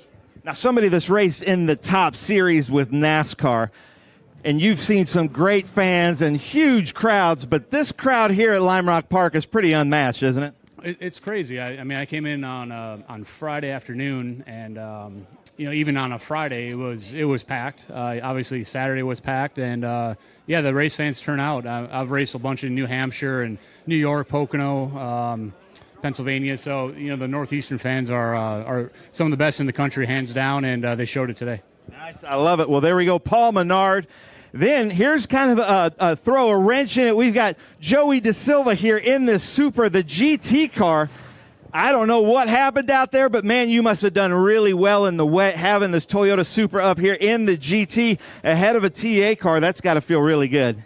Yeah, it feels amazing. I mean, this is my home track. I've been here more times than I can count, so I just hope I can make everybody proud and get a Toyota on the podium today. First place. Nice. And you know where the grip is in the wet then? Oh, yeah, of course, yes. Nice. I love it. Well, Joey DeSilva in the Supra, ladies and gentlemen. Then I come back here to two-time Trans Am champion Amy Ruman. Amy Ruman, you've had some good races here at Lime Rock Park, but with the mixed conditions, what's your strategy? I think we'll just be patient. I'm hoping it stays dry, and I think it will. Might see a little wet right at the end, but I don't think it'll warrant enough to change tires, I hope. So, you know, we just try to keep it clean this morning in the qualifier, stay off the fence, and some of these guys have a little bit more rain experience than I do, so we'll be there. If it stays dry, we'll be there at the end. Nice. Well, Amy Ruman, good luck out there.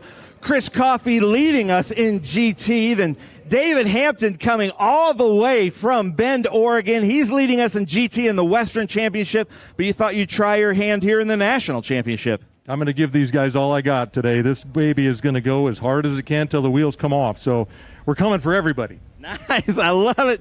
David Hampton. Then we have Jen Kerpata here from the Northeast, but this is Jen Kerpata here in the SGT car. Jen, what's your strategy? Let it rip, pretty much. Just keep it on track, let it rip, and do the best we can. Nice. Let her rip, she says. Well, how about that, ladies and gentlemen? Make sure you check out the number 93, Jen Kerpata. But, Jonathan, I'm going to send it back up to you. Great stuff, Ben, as always. And, yeah, I met Jen for the first time today, so good luck to her. And good luck also to Amy Ruman, looking to, well, she doesn't think she'll change tyres, which is an interesting time. And, of course, because obviously if it's not too wet, you can stay out on your slicks, but just got to be careful. You don't want to take a pit stop. These cars, well, these races are not designed to have pit stops, but you can, of course. So we look high and above this Lime Rock circuit, looking forward to round 4 of the Trans Am Series. And we welcome our viewers on MAV TV, live across the United States, and MAV, the home of Trans Am. And if you are watching us live, welcome. And if you can't stay with us the whole time, don't worry. You won't miss anything. On Thursday night, starting at 8 p.m. Eastern, we have highlights of both TA and TA2, which took place yesterday. Color Guard is ready for this very important, and it's the Connecticut State Police Honor Guard, for this very important ceremony, especially on Memorial Weekend. And we thank all of our vets. Let's head down to Ben Sisson.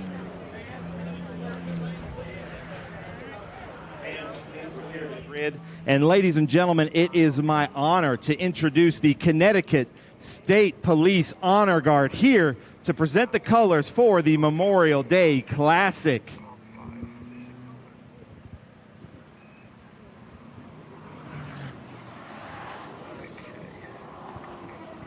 And now I would like to introduce Marvin Gray with Road Race Ministries, our road pastor, to deliver the invocation. Marvin, take it away. You remove your caps, please. Bow your heads. Lord, we thank you for the opportunity to be here today at this heritage track for Trans Am. What a history that's here, and what a beautiful, beautiful area. Thank you for being here. We pray you bless each and every one who is a part of the show today, from the drivers, the crew, from the track workers, the officials, and for our fans. Thank you for being here, fans. It makes it such a great show. And Lord, now, this Memorial Day, we pray your blessing and protection on our troops and safety forces. We thank you for all those that gave the last full measure of devotion. And as one soldier said, it's not about living and dying, it's about right and wrong. In Jesus' name we pray. Amen. Amen. Thank you, Marvin Gray. But now, all the way from University of Hartford, Samantha Norton to deliver the national anthem. Please remove your caps. Oh, say, can you see by the dawn's early light what so proudly we held at the twilight's last gleaming, whose broad stripes and bright stars through the perilous fight o'er the ramparts we watched were so gallantly streaming, and the rocket's red glare, the bombs bursting in air, gave proof through the night that our flag was still there. Oh, say, does that star-spangled banner yet wave o'er the land of the free and the home of the brave?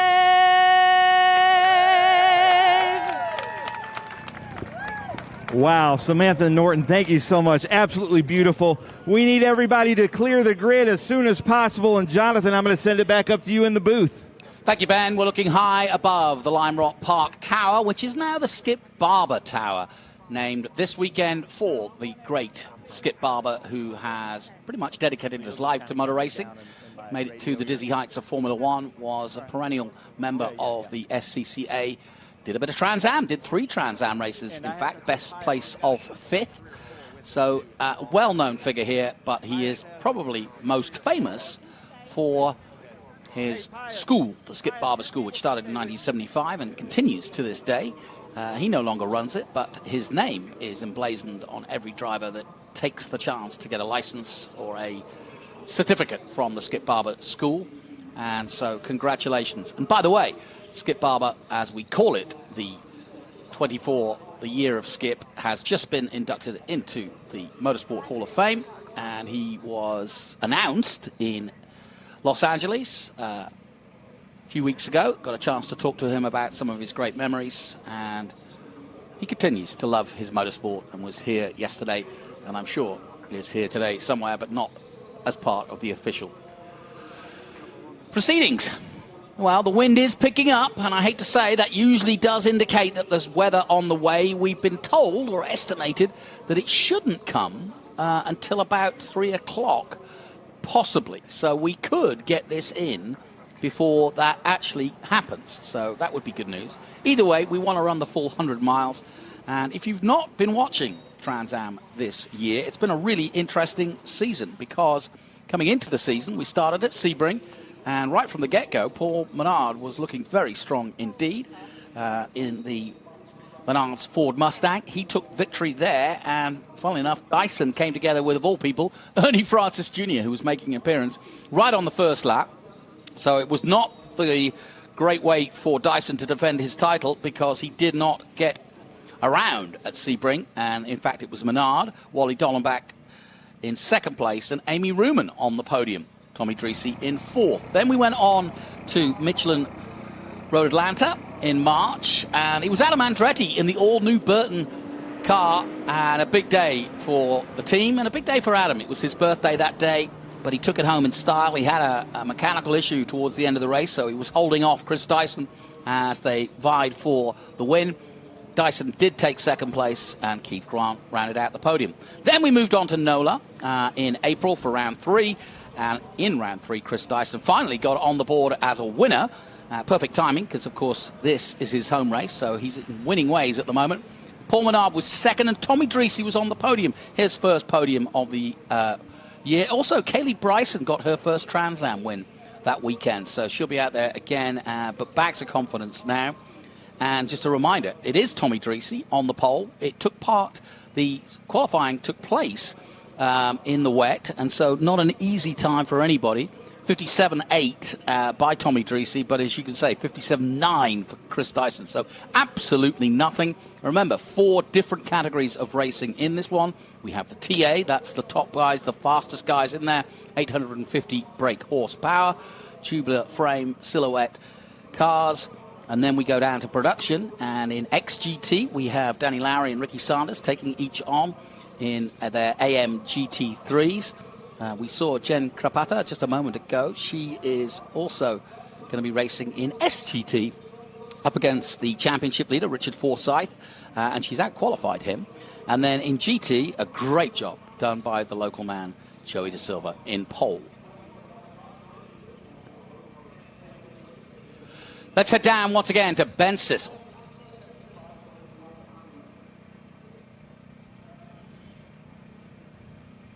Well, thank you. We have a very special treat, ladies and gentlemen. I've got my friend Pius here with the Winner's Circle Project, something that we've been a part of in the Trans Am Series for the last 4 years.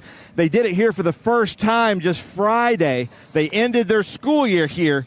Unbelievable. But, ladies and gentlemen, let me introduce Pius. And, Pius, tell us about the Winner's Circle Project. Well, the Winner's Circle Project, Ben, is a project-based learning racing educational program. So over the course of a year, kids are building a real Factory 5 MK Cobra, and then they get to market it. They get to do the visual communications and all of the mental health aspects that we added to it to make sure that they have the mindset of a winner. So it's been a blessing for us to be here in the Dutchess County, and we also have 2 schools in Tioga County. And so we did 5 this year. Next year, 6. And ladies and gentlemen, let me just say from personal experience, as somebody that wasn't a great student myself, but I loved auto shop and I loved my band classes. And those were things that kind of gave me direction throughout school. And I feel like that's what you're doing. You're teaching a trade and the vocational arts to these kids. And the kids that don't fit into the normal STEM work, I feel like this is where they can find a purpose. You're absolutely correct. I mean, we're trying to give opportunities in real life lessons that you could be able to apply when you get into the job, right? In fact, we have 2 of our students here that are working the pits today. Yeah. So I'm just excited for all the opportunities coming, and I couldn't be more thankful. Lime Rock Park. We got to go. Sorry, yeah, Dickie Regal, thank you so much. But we've got to go because you guys are about to deliver the most famous words in motorsports. Take it away! Racers, start your engines!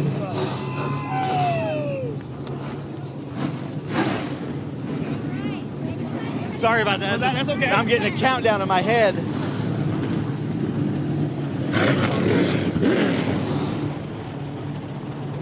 And with that, the hills are alive with the sound of Trans Am. It's been that way since 1967 here at Lime Rock, and we've come back on this favoured Memorial Weekend Classic year on year, and we're in for some great racing. Yes, there is inclement weather in the distance, but it won't worry us for now. And in fact, it just adds a little spice of the possibility. Because as Ben mentioned, we're not used to doing pit stops. This is a 100-mile sprint. And there's been some really great stories in all of the categories. Chris Coffey, for example, has won every race in that Maserati so far in GT. The man from Texas. And he's planning to do exactly that again, I'm sure. Kaylee Bryson, her first win last time out at NOLA. And how about this man, Tommy Dreese, the Hollywood superstar, as I call him, but the Greek wonder, former Trans Am champion himself, and behind him, the multiple Trans Am champion and multiple winner here at home at Lime Rock. It all started for Chris Dyson back in 1994 when he took the Skip Barber School right here. So you want to see a parallel? Well, that's exactly how it works. You come here with no real knowledge. Of course, Rob, his dad, was a famous racing driver, so he had a bit of knowledge, did Chris. But he, like so many other great drivers, cut his teeth here at Lime Rock at the Skip Barber School, as did, I may add, Joseph Newgarden, who is a double back-to-back winner of the Indy 500, did it last night in style over Pato O'Ward. So, yes, you too could come and join Skip Barber's school and be the next big thing. Here's the championship for Chris Dyson, second at the moment on 262. It's a slight gap, that's all. Best finish, obviously, last time out. And, yeah, once Mr. Dyson starts winning, there's usually no stopping him. But only 8 points between him and Menard, so an important race. And I just hope that that stalling problem that he had does not affect him again. I don't think it will, but we'll see. And then just 14 points between Dyson and Andretti in third position. Tommy Dreese 6 points behind him. So a chance for a good points haul for Tommy if he keeps it on the straight and narrow. And Amy Ruman currently in fifth place, just 6 points behind her arch nemesis, Tommy Dreese. Yeah, but with the points being so tight as they are, you can't count anybody out. You know, Amy Ruman knows how to win championships. Unbelievable. But speaking of the women in racing, Jen Carpata doing really well with us in the Trans Am Series. And then Kaylee Bryson, like you were just saying, just won last time out with us at NOLA Motorsports Park. But then she went and became the first woman ever to win a USAC national race. Here's your grid then. Tommy Dreese on the pole alongside our current champion, Chris Dyson. Adam Andretti already a winner at Road Atlanta. Paul Menard likewise at Sebring. So a really top-heavy start to the race. Joey De Silva, great qualifying for the local man alongside Amy Ruman, the two-time champion. Chris Coffey leading in GT and alongside David Hampton, who's giving it everything. Jen Carpata, who you just mentioned, from Island Trees Auto, and alongside local man Michael Sire. Richard Forsyth leads the way in SGT. Colin Cohen in GT, and then Kaylee Bryson, who you just mentioned there. Danny Lowry for the Bennett's Bridge Hall team, and Ricky Sanders, his teammate, starts just behind in the 43. And the Hula Lady is in full song, as you can see. She's strumming away. That tells us how the G-force works here. And we were talking about Danny Lowry, who's representing wreaths across America. Yes. I was talking to Renee Worcester about that, and they are going across America in this beautiful, like, Suburban, putting wreaths on the gravestones of fallen soldiers and doing their job here for Memorial Day. Yeah, that's a really nice color scheme, and we'll point it out when we see it up close. But yeah, really nice effort there. And Wreaths Across America, I hadn't realized until I read up on it, millions and millions of wreaths. They go ahead and go all around America and make sure that the veterans are never forgotten, as we won't. Here we go then. Dreese heads away, takes the green flag, and heads down to the Mission Foods Big Ben for the first time. Dyson tries to go around the outside. On the inside is the 17, and Dyson's gone round! Oh no, the ignominy, the irony, the absolute misfortune, and the unbelievable factor that so rarely do we see Chris Dyson either make a mistake or get into trouble in any way, shape or form, especially here at Lime Rock, has spun round. And so he's won here the last 3 years in a row. I know. He's trying to get it refired as Amy Ruman goes offline there. And here we go. Hopefully we're going to be able to see a little bit of that, but that is totally unlike Chris Dyson. Meanwhile, Dreese's away. Andretti follows him. Menard a distant third, but it's going to be between these three now. But there was a big moment for Chris Dyson. And I wonder, I don't know, cold tires potentially? I don't know. But it was a rare mistake because no one else was seemingly involved. Ooh, that's not a good look. That's flapping away there. Tommy Dreese's car. And look at this! Andretti side by side at the Mission Foods turn one. And he's going to try to go the long way as Andretti. He knows this track all too well, and if he keeps his foot in, he should get past, but he can't. He's been blocked by Dreese. Great start to this one. Dreese and Andretti going head-to-head here at the front, and Menard now catching in 32 seconds behind. Meanwhile, right at the back is Dyson's got it all to do. Yeah, so now Dyson's got to run through all this mixed group traffic through Lime Rock Park, where it is very difficult to overtake anybody, just a few passing zones. But, man, this is the fight to watch here, Jonathan, with Andretti and Dreese. Well, they know each other very well. They've got a lot of respect for each other. They've driven against each other many, many a time. Andretti, of course, has won in every kind of mark there is in Trans Am and loving this new Burton chassis. So we're kind of seeing the old versus the new here, because the regular chassis that Dreese's going against this Burton, now very much tried and tested, having won at Road Atlanta. But, yeah, you could see that Adam has got his tail up. Adam is in the faster car. You can see it down the main straight, and he's got a little bit more nimbleness there through the left-hander. But this is a very difficult circuit to pass, and Dreese can make that car very, very wide. Here he comes down the Paul Newman straight, and Menard is catching, and I think Andretti thinks to himself, right, I need to get past Dreese as soon as possible, because Menard is coming and coming fast as they head over the Cube 3 Architecture West Bend and down towards the Bennett's Bridge Hall, downhill. Beautiful shots on board as we fly into 7 with our leader, Tommy Dreese, who just gets a wiggle on there, and Menard is right with him, the championship leader. It's a three-way battle at the front. Andretti goes to the outside. Menard will go with him. Dreese's going to have to try to defend, but he's not got an easy job to do with these two on his tail, but he does hold them off for now. Now this battle, what's happening is Dreese is in the lead, but looks like he doesn't have the faster car, and that's bringing Paul Menard now to a 3-car battle. And Andretti, if Andretti can get by Dreese, I think he might take off. But with Dreese keeping both of them, that's going to bring Menard right back up to the back of him. Yeah, this is the worst thing that Andretti wanted. He wanted a straight fight with Dreese, but now he's going to have to do a little bit of a jiggery-pokery, and that's exactly what he's doing, because he needed to find a spot that you don't usually overtake on to try to make the difference, and that's what Andretti's done. He is a true Andretti. We saw Marco in action last night, Michael on the pit wall, as was Mario, Gerard races. Oh, it's a racing family. Now here comes Menard. So it's all going on here. Andretti leads from Dreese and Menard. More action to come. Well, I just, knowing Adam as well as I do, I kind of thought to himself, he's not going to go for the regular turn 1 because Dreese will defend there. He's going to have to do something special, and he did just that. Yeah, and you could see coming up over that uphill, Andretti's front wheels were both off of the ground about 10 to 12 inches on that little jump. And we see Menard now right behind Andretti, so this is going to be a crazy battle for the first. And we're only 5 laps in, and this is not at all what I was expecting for the first laps here at Lime Rock Park. Well, and for the local fans watching, and for those fans of the Dyson Dynasty, oh, big moment for Andretti. Oh, he's got a problem.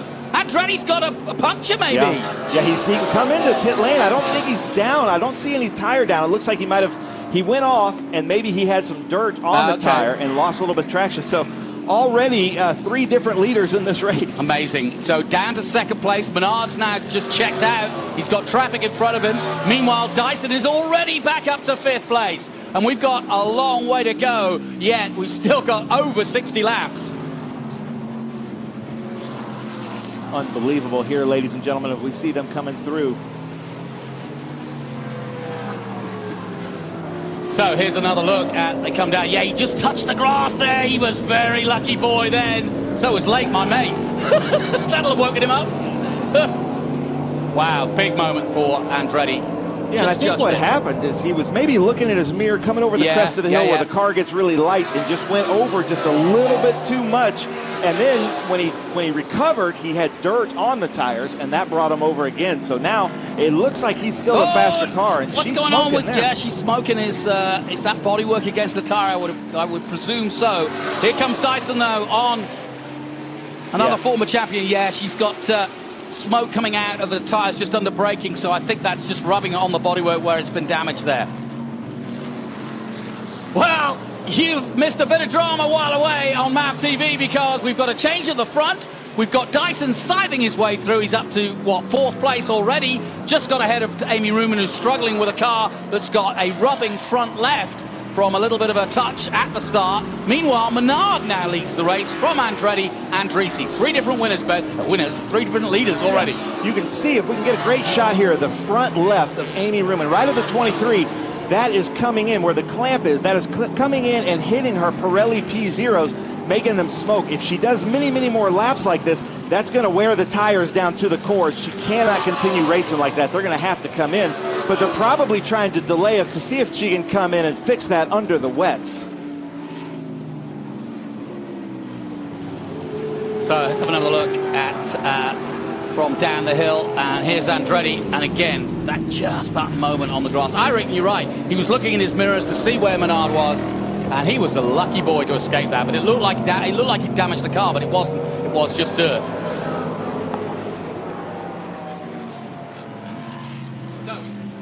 So we head back now and look at some of the production class drivers as the leaders coming through. Here's Menard. Yeah, so whatever the issue was with Paul Menard at the start of the week, we thought we might lose him, but we got it started. He was stalling early on. Yeah, and he wasn't able to start it at the grid, but was still able to make our grid. He wasn't late to the grid. He made the grid. Then he couldn't start it at grid to move it to the fan walk as Andretti goes around David Hampton in that GT car, who is currently leading our Western Championship. And now we're on board Danny Lowry and our Hula Girl. And you saw from our MCO lap leaders, 4 laps for Menard, but 3 different lap leaders already. And the Hula Girl is going crazy inside Danny Lowry's car as he comes through 7. That's Lola. It is Lola. He's named her, has he? Yeah, Lola. My, look at her go.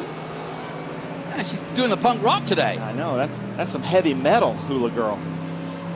So Dreesy still in 3rd position, but recovering well, having led this race early on. Dyson now 4th, and he will be coming into the equation. But that is typical Dyson here at Lime Rock. It doesn't matter if he starts last or spins in the first corner. He's always going to be a factor here at Lime Rock. Paul Menard able to kind of breathe a sigh of relief with 2.8 second gap with Andretti behind him as he's coming up to lap traffic. But you could see taking the faster line through Mission Foods turn 1, because he's not having to take that defensive line, but we're still seeing smoke out of the front left of Amy Ruman. Hopefully Dave Skinner is going to bring her in, or maybe they're looking at the weather and thinking the tire is going to last until they put on wets, but that's going to wear that tire out fairly quickly. Yeah, it's a double-edged sword, isn't it? She doesn't want to be dangerous, but she wants to keep going. Interestingly enough, XGT at the moment led by Ricky Sanders in 6th place overall. Danny Lowry in 9th, that's his competition. GT still led by Joey De Silva. He's dropped a spot overall, but he still leads quite healthily in SGT. And in SGT, Richard Forsyth, the championship leader, leading the field there too. But ladies and gentlemen, I want to say this is the bull ring. So if she did come in and change it, she's afraid of going a lap down, because this is a 50-second lap, and I'm not sure that she can come in, change the tire, and get out. So she doesn't want to go a lap down. So maybe they're waiting for, hopefully they're probably wanting a full course caution or anything that can keep her from having to come in, because she will probably go a lap down just to change that one tire here at Lime Rock Park. Well, I was saying that Danny Lowry was in 2nd. He's just got past Ricky Sanders, so the battle is on for XGT, and the 2 teammates from Bennett's Bridge Hall going at it. But it's Paul Menard leading the way by 2 seconds in traffic. He comes up on the GT champion leader, Chris Coffey of Texas. Coffey currently in 8th overall. Menard passed him, but of course that's quite normal when you've got these 850 horsepower beasts up against mere production cars. And I say mere, they're pretty good racing cars in themselves, but you can't beat the muscle of an 850 brake horsepower Trans Am car. No, but half a second gap now, even a further gap. And you can see Amy Ruman has come in. You can see Dave Skinner there, changing out the tire.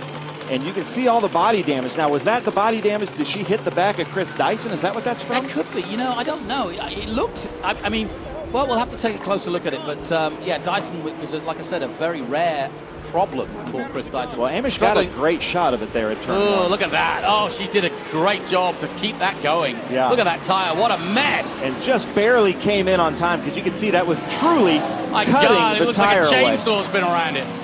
Boy, she took some rubbing on that. That must have been so hard to drive. So now what they're going to have to do is take a hammer and hit that bodywork away. As you can see Dave Skinner doing that. But there is Have you still Tommy got your baseball Dreesy. bat? Yeah, we might have to bring out the Louisville Slugger. Here is Chris Dyson then, in 4th position in the Jim Wheat 16. Synonymous with this circuit and with those colours and with the championship. He's made a name for himself for sure. He certainly stepped out of the shadow of his famous father. Now the curator at the museum at Indy. So took a flight yesterday after the Indy 500. Came back to join his boy and watch the famous Lime Rock class. On board with Chris Dyson, and I'm seeing he looks pretty relaxed for Lime Rock, as much as you can relax here as he goes over the uphill. And the car sounds good. I didn't see any damage on the right rear where Amy would have hit to make him spin like that. So maybe that wasn't where it happened. I honestly don't think he was hit, because that's what shocked me so much, is that it wasn't like it looked like, you know, as we see the MCO gears, lap leaders, now Menard moving it to 9 laps, and that's because in those last few laps he's led. And we'll keep you an idea on most laps led. That's a point-scoring position, remember. That's why it's important. You get a chance to score points for pole. Obviously, the result of the race and fastest laps and most laps led. So unfortunately, with that tire change, Amy Ruman is going to go a few laps down with these 50-second lap times that we're getting here. That's just a tall order for any kind of teams, especially Trans Am teams that aren't used to having to change tires through the race. But she was wise to come in, because you could see it was truly cutting down these Pirelli P0s. Yeah, just to explain, it's very important that she stays out if she can get out, because there's only, a few cars scoring points in TA, and you know, you get over 100 points for the win. As look at this traffic that the leaders are having to deal with now, and this is really going to test the mettle of these fast TA drivers, because the production cars are aware the marshal's doing a great job. As you can see, there's just not a lot of room, is there? There isn't, and I'm seeing some front end damage from splitter damage on Kaylee Bryson's yellow Corvette. So hopefully when we get to the Cube 3 architecture turn, we can get a close-up of that yellow Corvette's front nose. Her splitter is bouncing up and down on the ground, so she's got some damage to the front end that's really going to affect her. You can see that there in that shot. See how that's bouncing right there? Yeah, I see it, yeah.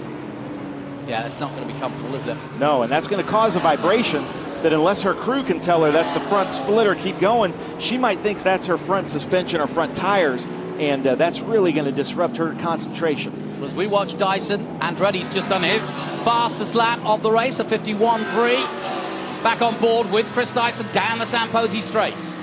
But Chris Dyson doing a 51 almost flat, 51.088. Yeah, so he is absolutely flying at the moment.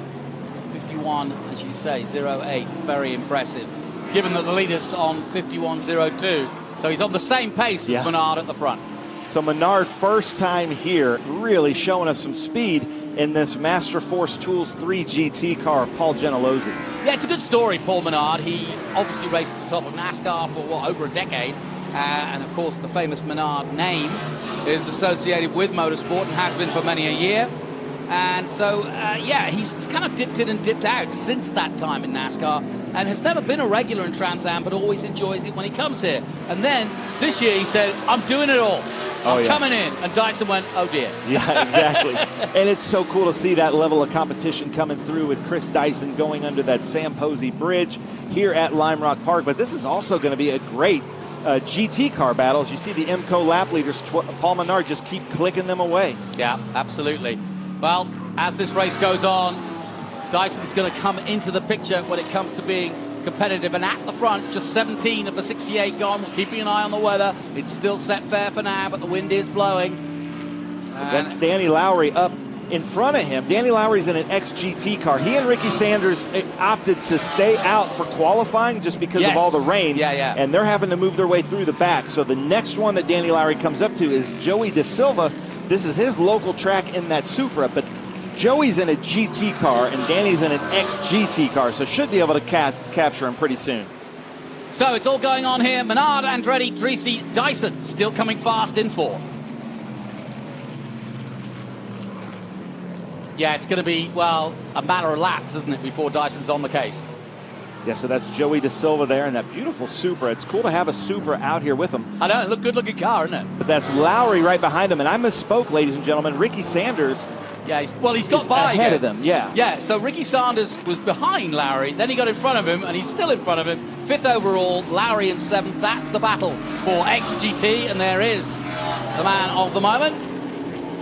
I went down to their garage. Those two Mercedes are beautifully prepared. Now, it's the other car that's got the Wreaths of America on. We'll see Danny in a moment, but that's Sanders leading the way in XGT. And Ricky Sanders, it's funny because you talk to him and he has the same accent that I do, obviously from the South, and a long-time, Cup driver, late model, stock cars. So it's really weird if you know Ricky Sanders to see him in an AMG Mercedes sports car. It does seem incongruous, doesn't it? He's a stock car man. And then with he and Danny Lowry's accents, sometimes it kind of throws people because they're used to people coming out of those cars with European accents, but they have pretty thick Southern draws like myself. Yep, and if you don't know Bennett's Bridge Hall, a big digital transportation company, a massive one, in fact, all-female run, but it's a family affair. Danny Lowry, all part of that big family that is, and very successful, and a huge supporter, I may add, of Trans Am. So great to have them on board, and we'll watch Danny Lowry continue his strip through the field in this beautiful Mercedes. And motorsports as well. You know, they're doing really well in the Xfinity series. Yes, that's right, yeah. But you can see Tommy Dreese kind of taking that defensive line. And I got to tell you a little story about the camaraderie. Tommy Dreese's son, Jagger, is here with Chris Dyson's son. They've been driving golf carts around all weekend, having the best time. I came into the hauler, and they were hanging out together in Dreese's hauler. So you got father-sons having fun, battling it out with the kids having fun. Why not? Exactly how it should be.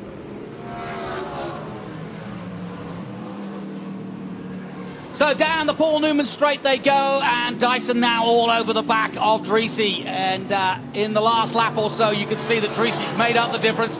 At the moment, the Lucas number 8 of Tommy Dreese doing all he can to hold off Dyson, but there's nothing between them. And now Andretti's all over Menard as well. So we've got two distinct battles going on here at the front between Menard and Andretti, and then this battle for third and fourth. And here comes Dyson. Can he do it? Oh, he's right on the inside, but Dreese's not having it. Making Dreese nervous, though. I'm sure Gary Seelix is telling Dreese, just hold your line, keep going at speeds, because Dyson, knowing Dreese's going to want to get Dreese looking in his mirrors, wants to get him shaken up a little bit. The rockin' Moroccan of Tommy Dreese can get shaken up a little bit, and he's going to try to do that. But like you said, Adam Andretti has now closed the gap to just a half a second with Paul Menard, so we're going to have some great racing throughout the field. You know, for those who don't know, Tommy Dreese is now managed, or effectively the team is managed by Ken Thwaites, a former TA driver himself. And so I actually think that we're getting the best out of Tommy Dreese this year, simply because he hasn't got to worry about running a team and doing all of the other stuff. That's Ken's job now. And I just think it's helping Dreese in his driving. Yeah, and then you've got all the knowledge of Paul Gentilozzi and that 3GT team, Rocket Sports.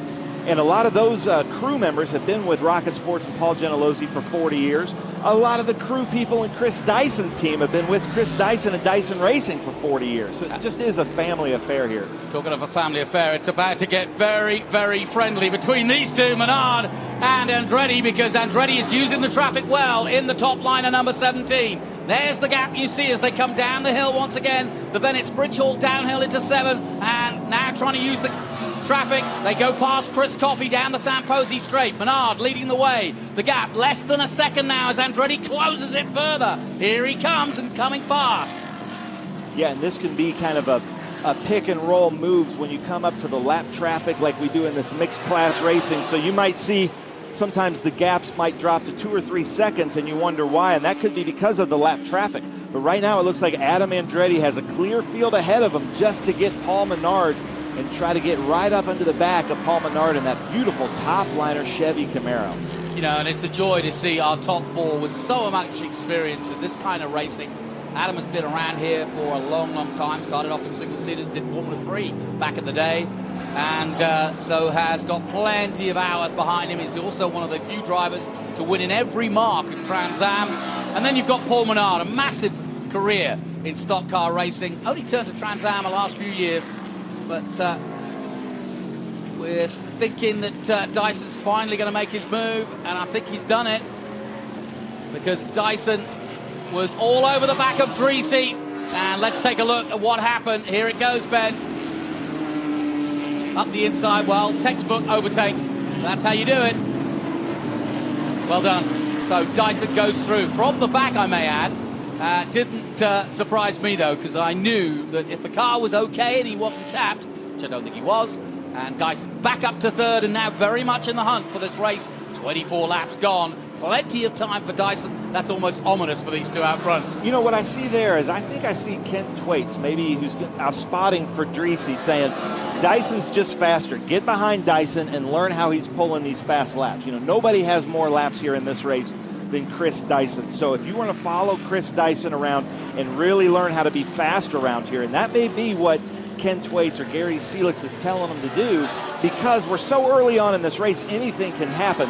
And then they might say, now attack Dyson with what you've learned. Yeah, and if you're a sim racer out there wondering what the tricks of Lime Rock are all about, well, go online and look up Chris Dyson, see if you can find him. Yeah, exactly. And to be honest, if you got hold of him, he'd love to give you some insight into Lime Rock. He knows it like the back of his hand. And there's Danny Lowry, the Reeds Across America Mercedes-AMG, just behind these two as they come through Cube 3 West Bend down to the Bennett Bridge Hull Straights. But man, that top liner car, all of a sudden, Adam Andretti has found some speed in that, and he's really given a mirrorful to Paul Menard. Yeah, and also I think Andretti will be thinking that he and Menard should work almost like a peloton together to try to stay away from Dyson as long as possible. Because as soon as Dyson gets on at level terms with him, it's going to be a three-way battle, and that's the last thing these two need. Yeah, these two cannot communicate in the radio, but I know that Adam would love to say, hey, Paul, I'll just stay behind you for a while if we can draft and get a little bit faster, because we've got to keep the 3-time in a row winner here at Lime Rock Park in his home track way behind us, because they know he's coming. And the last thing they also want is a double yellow to bring him right up behind him. Well, the EMCO lap board told us that 21 laps now led by Menard. And like we said, points for most laps led. And again, dives out of 7 in the sunlight here. No rain yet. And the wind, in fact, has died down, so that's good news. I think we're going to get this in, you know. And they're coming up behind Amy Ruman, so great to see Amy she's Ruman back out there. She's down a few laps, but this is still big points day for her. Yeah. So she's going to have to go out there and finish the race the best that she can, as they're going to be coming up here behind Colin Cohen and some of these production cars, and Kaylee Bryson, it looks like, or is that Michael Saya? But they're coming up to lap traffic, so this might be where the chess player of Adam Andretti finds some speed here and maybe a way around Paul Menard. Yeah, it's going to be, I mean, they're equally yoked in terms of speed for sure, but it's going to be a nice move by Andretti, and the use of traffic may be. Likewise for Amy Ruman. She's had a good start to the year, 5th overall at the moment, just behind Dreesy. Just a bit of bad luck at the start there, and I don't know who she tapped, but here comes Menard now. Breathing down her neck in the Corvette 23 McNichols. Family are here. I saw a mum earlier this weekend. And I said, no problem so far. She said, fingers crossed. Yeah, now Paul Menard's done exactly what he wanted to do. Yeah. He put Amy Ruman between he and Adam Andretti, and now he's going to try his best to make a gap. But Amy, who loves Adam Andretti, good friend, saw Adam behind and just, you know, let him over, as she should, because that's not her race anymore. Her race is to finish the race the best that she can. She's too many laps down. She's not going to be able to catch that, so she's given Adam everything he can get to bring the fight back to Menard. Yeah, the gap officially 0.7, and as they go through the traffic, it's going to change each and every time they pass a car. And Menard at the moment doing a very good job of making the gap substantial between himself and Andretti, but Andretti's now clear that as they come onto the Sam Posey straight again.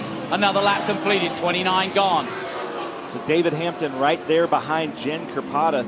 David Hampton, family-owned Hampton Lumber out of Vancouver, British Columbia, one of the largest lumber companies in the world. And like I said, he was competing in the Western Championship and has decided to come out here to some of his bucket list tracks. So how cool is that? Very cool. Now, obviously, we're watching out for Kaylee Bryson just in case. Our drone just hit a tree. Yeah, our drone's in a tree. What a shame. Uh-oh. Well, there you go, ladies and gentlemen. They'll fish it out. That's live TV for you. Lauren, our producer, is going out there to run. But anything can happen here at Lime Rock Park, the Memorial Day Classic. And there is Richard Forsythe there in that beautiful G-Speed Corvette. Well, we haven't seen that yet, Jonathan. No, and leading the championship, man. Ooh, that's not a good look. Radiator overflow. So, all sorts of drama going on here. More to come. Stay with us here at Lime Rock. Yeah, I was about to tell you that Kaylee Bryson was either going to lose that front splitter, but it's more than that. She's got, it looks as though she's got a radiator spewing. Yeah, she's overheating. The radiator fluid is coming out of the overflow, and probably because of that splitter, it's not giving her the airflow that she wants. So, unfortunate for Kaylee Bryson. So, typical racing. 1 minute you're a hero, you win your first Trans Am race, and the next you're out. Yeah, and just won her first female to ever win a USAC national race. Right, so great result. Kaylee Bryson, obviously a ton of talent, unfortunately, and you can see some water there. I think that isn't from the radiator. I think that's just from the rain today, but that's unfortunate. We're getting great shots from Tony Garcia, but Adam Andretti still now a second and a half behind Paul Menard. Unfortunate there for the girl from Broken Arrow, Oklahoma. Yeah, and remember, Kaylee's done quite a lot of different types of racing, and she's quite an interesting character, as you say, from Broken Arrow. The only other person I know in racing from there is one of the former Danny Edzer, is it? One of the former motorcycle racers. But yeah, so Kaylee Bryson out of this one. There's the Supra of Joey De Silva. He was very happy talking to you on the grid. Yeah, and this is his home track, and it's really cool to have a Toyota Supra out there. But let me just tease something here a little bit. Ladies and gentlemen, I think we're going to start seeing a lot more Toyotas here in the TA, XGT, SGT classes in Trans Am. So that's been really cool. But look at that. There goes Dreesy around Danny Lowry. Danny Lowry pulling over as far as he can, and Lola just rocking away on her ukulele. And you can see how quickly the power of the TA car pulls away using that grunt as he dives into the right-hander west. But he looks relaxed there, doesn't he, Jonathan? Oh, completely, yeah. So 32 of the 68 complete. Menard leads, and the gap is still just 1.4 seconds between himself and Andretti. They've been using the traffic to good effect as Dyson stays in third position, but he's quite some way off, but still got plenty of time to catch up with the leaders. We're looking and focusing now on the likes of Richard Forsyth leading the way in SGT and leading the championship in SGT, I may add. Yeah, 2 Texans coming all the way up here to Connecticut, neighbors in the Dallas area, and here they are fighting it out in Connecticut as Richard Forsyth in that beautiful G-Speed Chevrolet Corvette, followed by Chris Coffey in his Maserati. Well, Coffey hasn't lost a race at GT yet, as we look at the very worried look on the faces of the Jim Weed team. Yeah, I wonder what Stevie Dick's there on the left. He's seeing something that we're not seeing. I don't know if he's seeing that in the in-car or the data. Well, do you remember how close Dyson was getting up until a few laps ago? Now suddenly he's 16 seconds off them. So he's losing time somehow.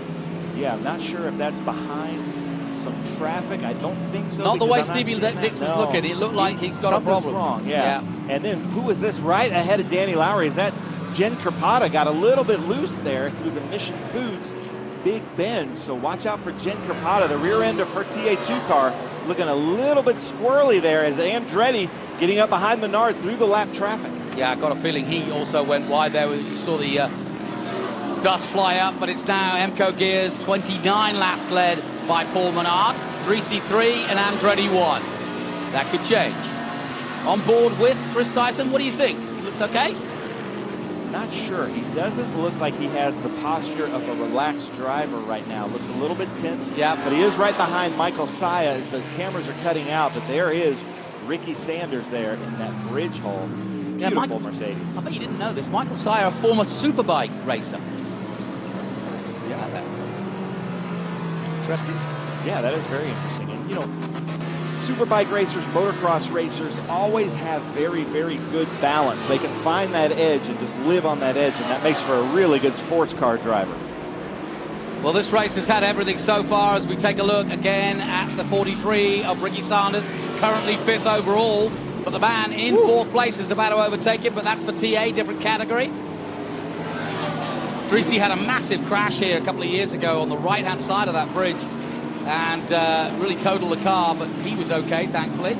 But really did smash it in there. And here comes Dreesy.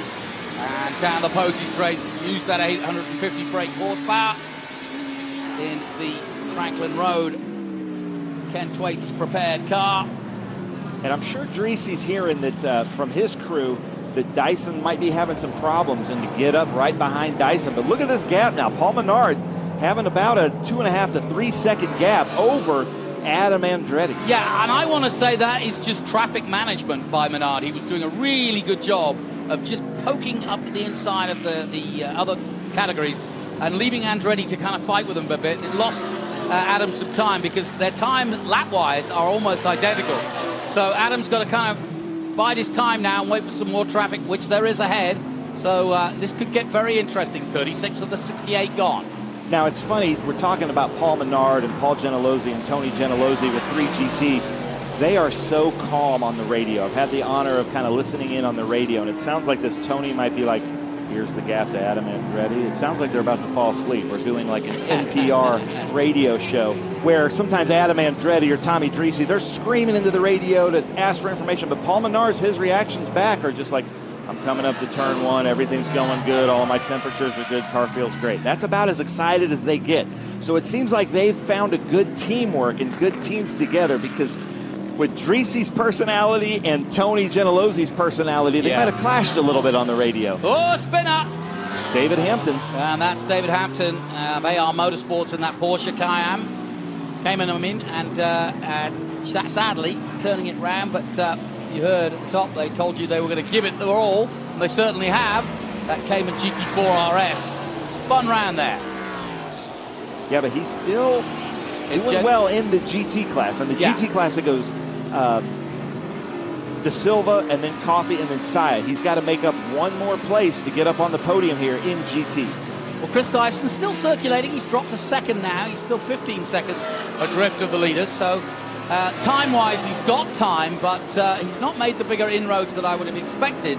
But then again, it's all very well siding you away from the back. It's when you get up to the front where everybody's on the same pace, and it's even harder to get incrementally quicker. Yeah, but Paul Menard and Adam Andretti right now are just hoping that there's no double yellows, that if we can go this whole race without a double yellow. But there's our IMCO lap leaders. Paul Menard, 33 laps. That is a lot of laps led here at Lime Rock. Yeah, it's pretty impressive.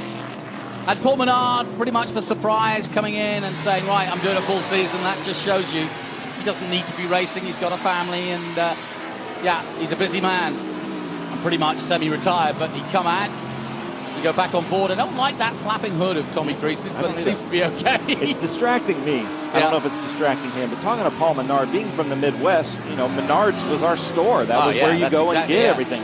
So it's really cool to have him out here. I saw his dad at a few of the races this year and his whole family. So it's just great to have him in the Trans Am Series. Creasy in fourth position. We're on board with him now. He looks relaxed. If you look at his body language in the bottom right, he looks relaxed. There's Dyson with Amy Ruman right behind him, followed by Joey De Silva, and then David Hampton there right behind De Silva. She's still got rubbing on that front right left. Yeah, I'm seeing that as well. Interesting. They try to fix it, but it's just not.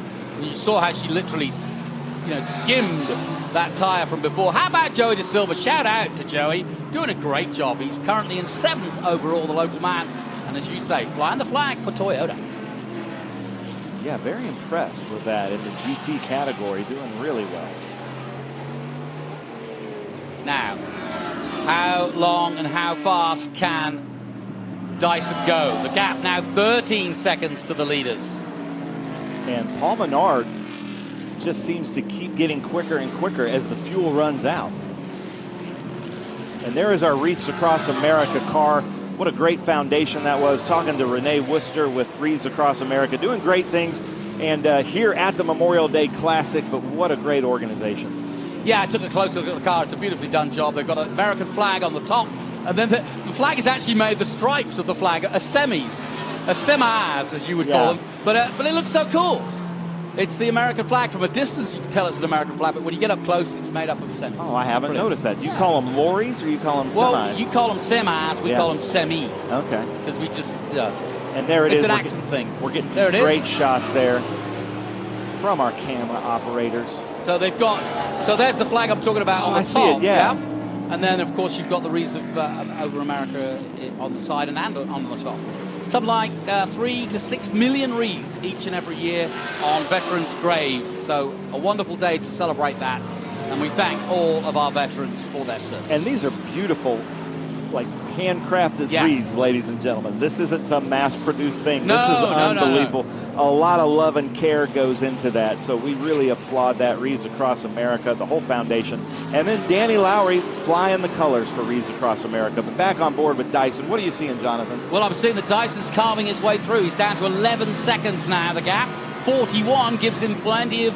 41 of the 68, I should say, gives him plenty of time to catch up. So bit by bit, he's taking a little bit of time out of Andretti and Menard, and by the time we get to the closing stages, he should be there. But I see a major posture change. He doesn't look like he's on edge anymore. It looks like he's relaxed.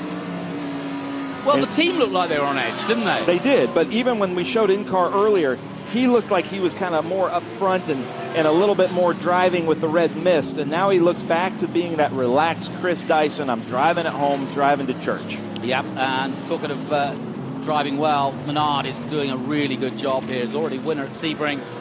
Great way to start the year. This is only the 4th round, remember. Menard leading the championship going into this by 8 points. And 8 points the difference between the two of them. And then Dyson, after that win at Nola, coming through. It's strange not to see Dyson leading from the get-go at Sebring, but he had that problem of all people to come together with Ernie Francis Jr. And both of them going out at Sebring. Menard then just said, thank you very much, and took the victory. Yeah, he's had some first turn, first lap incidents so far in this round. Just 4 rounds, but 2 of the 4 rounds he's had some start issues, Chris Dyson. So he's, you know, he knows how to win championships, but this is not in the playbook of Dyson Racing. Well, Dyson's taken another second, 10.6 seconds. So each and every lap he's taking about a second out of the leaders. We've just heard that Cohen has retired, and due to exhaustion, or due to tiredness and fatigue.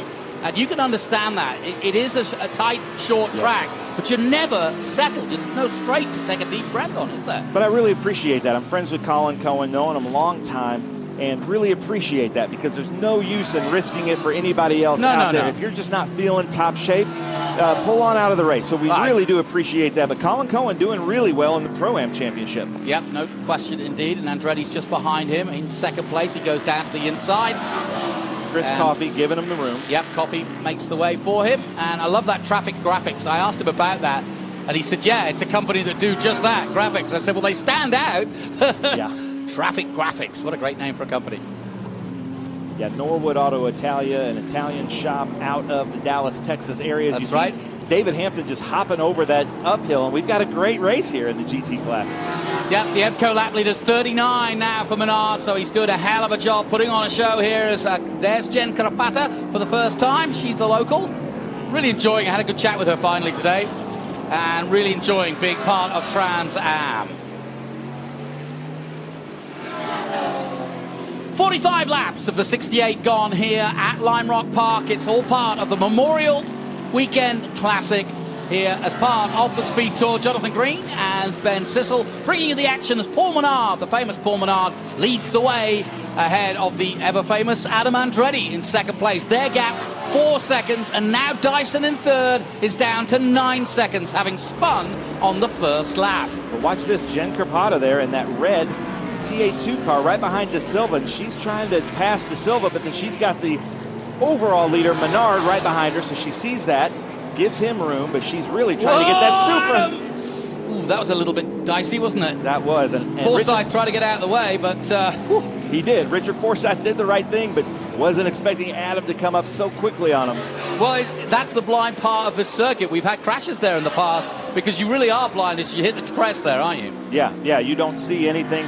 And the hoods of these T8 cars are very, very long. I'll tell you what, stay up in the air. I'll tell you what, Ben, if Menard pulls this off, I'm going to say it was his management of the traffic. Look, he's doing it again now. Yeah, he's able to put those cars between them. And that, you know, I love to see Jen Carpata know what's going on, her track awareness to give Adam over. But that's really tough for a driver to do, because she's in her own battle there with De Silva in the Supra right ahead of her. And there's our IMCO lap leaders. 41 laps then for Menard. We're looking at the green and black of Menard diving through our shot now. Andretti's now got clean air between him and Menard in the top liner's car. He so loves this brand new Burton chassis, and it's a really trick-looking car. The biggest thing, if you want to know why we get excited by this car, is it's a brand new design, and when the first thing you notice is the height. This is much lower to the ground as a car than the other Trans Am cars out there. Yeah, the TA class itself, it's got a really narrow rule book, and you can design the cars however you want. It's an innovator's class, and Claudio Burton and Damon have done a great job with that. Damon Lockhart, they basically put all the weights between the wheels, and that's making for a very fast car. Well, here we go. Back with the XGT class, and back with Danny Lowry. He's had a great run in the last 2 years, has Danny Lowry, and of course with his teammate Ricky Sanders, beautifully prepared cars. They sponsor the championship as well as run, so they walk the walk and talk the talk. He's doing really well. He seems to be very relaxed there in that Reeds Across America AMG Mercedes Bennett Bridge Hull car. Well, he's now behind Sanders for the first time in a while. So we could see a battle royal for the victory in XGT. And of the other battles, obviously Menard leads TA. XGT led by Ricky Sanders with Danny Lowry right behind him. GT is led by David De Silva. And the SGT class is, I think, led by... In fact, it's Richard Forsyth from Jen Carpata in second place. And ladies and gentlemen, I just want to give a big shout out to the Memorial Day Classic here at Lime Rock Park and all of the fans, because we had an absolute torrential downpour earlier this morning. And for fans at all to be up on that hill, to live out through that weather, through what we saw and what was still expected just an hour ago, it's so cool that they're out here. Yeah, you're seeing less fans than we might have Saturday, but just any fans at all after the storm that blew through here is just so cool to really show the heart of these motorsports fans here. Well, Ben, you and I were watching with all the officials from Trans Am, the Indy 500, and I jokingly said, hey, that weather's coming our way tomorrow. And I got a look of death from everybody like, it's all right for you, you're inside. Yeah, no, exactly. We knew it was coming, and it really hit us early this morning and throughout qualifying. But the fact that it's, and I was told halfway through this race the weather would be coming, but it looks like we might just miss it. Yeah, they said between 2 and 3, and David I think Hampton, we're all right. David Hampton going loose there on the left-hander behind Jen Carpata. Well, little pockets of battles each and everywhere. But the gap now down to 7 seconds with 50 laps gone of the 68. Dyson is coming, and it's almost like a shark in the waters, isn't it? You can sense that feeling that the big man is coming. The multiple champion. Lime Rock is his home. Dad's here to celebrate it. Don't take out an idea that Dyson doesn't want the win just because he spun on the first corner. No, and this win is just means more to Dyson Racing than any other win that they might get throughout the season, because it is their home track, because they have so many family and friends here on the hill watching. And anytime, you always want to perform well in front of all your constituents. Yeah, and like I said, I went down to the Dyson garage this morning, and it was packed. Everybody wanting to green a look, see where Dyson was, but they're all family. Everybody knows each other, and they've been around, so he's got a huge fan club. Got the whole family here this weekend, and we see him coming out of 7. Now you can visually see the gap between Dyson and Andretti. That Jim Weed Mustang coming up behind that top liner. 4 seconds, Ben. 4 seconds is all it is. This is going to be good. And we are, 51 laps of 68 laps. There's nothing telling me that this is going to go full course caution, so Chris Dyson's going to have to do it on his own as we see the lap leader, Paul Menard, with IMCO. Yep, got 46 now laps led, but how long will that last? It was 16 seconds that Dyson was behind at one point, and now the gap is 4 and coming down quickly. We'll take another look at it as he goes across the rise, but you can see he's got Andretti in his sights as they head down the bridge. Hall Bennett, or the Bennett Bridge Hall, whichever you prefer. Bennett Bridge Hall downhill. And now we'll take a look at the gap between them, but you can see visually there's nothing there.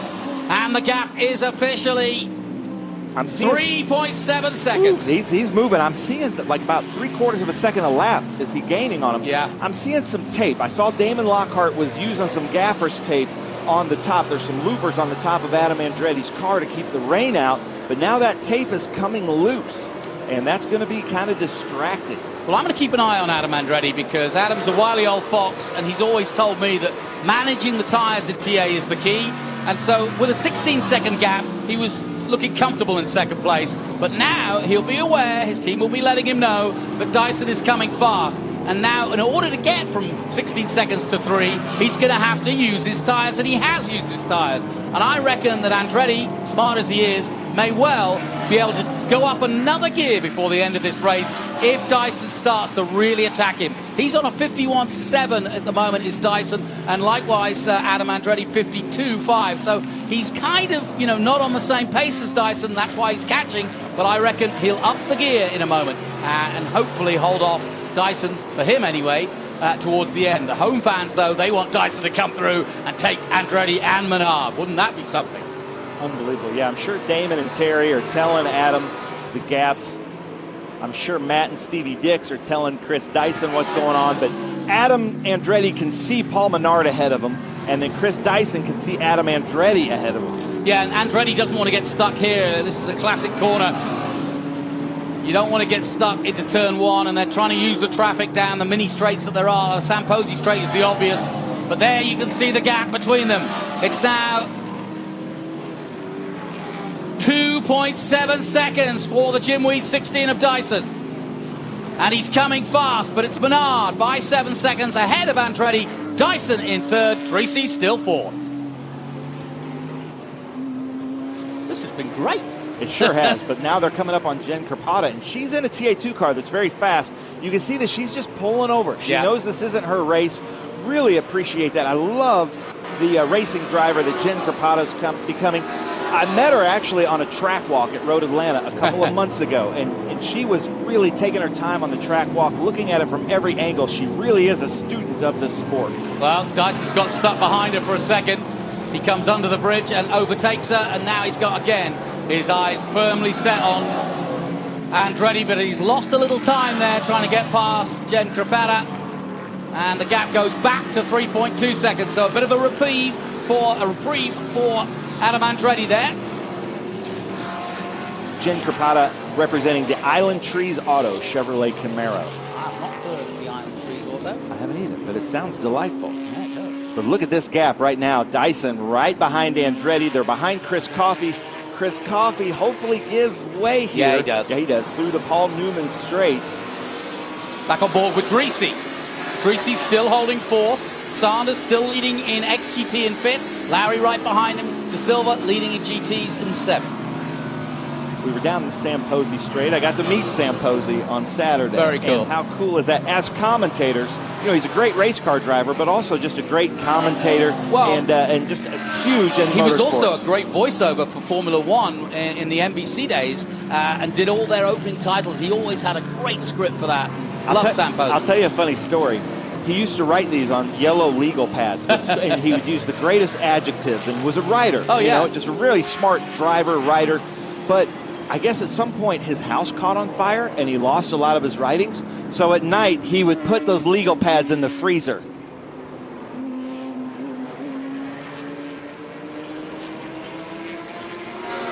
Well, I had to pause for a second there, but welcome back to our mad viewers. 56 of the 68 gone. We're getting down to the business end, but we've just been hearing about a great story from Samposi, freezing his legal pads just to save them and preserve them. He would put them in the freezer so that they wouldn't get burned up in a fire, just in case there was a fire that night, because he put so much effort.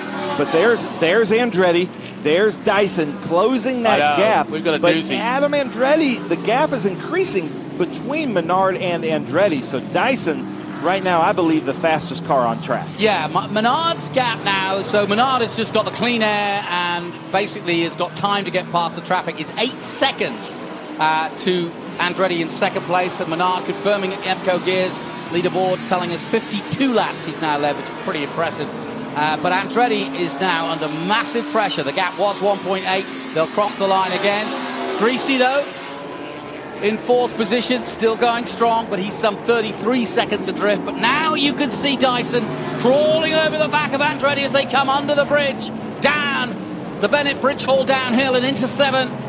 So where can Dyson take Andretti? Because he's not that much faster than him to be able to catch him into this. So there's going to have to be a move here that Dyson makes that he probably would consider a low probability move. Yeah, there were 0.2 between that last lap, so you can see it visually. There's nothing between them, but Dyson definitely looking very strong and looking for a way past Andretti. This is the battle for the podium. Andretti knows he's in a good place in the championship. The last thing he needs to lose out is to Chris Dyson, but he also knows that Dyson, this is his backyard, and he will fight to the very end for sure.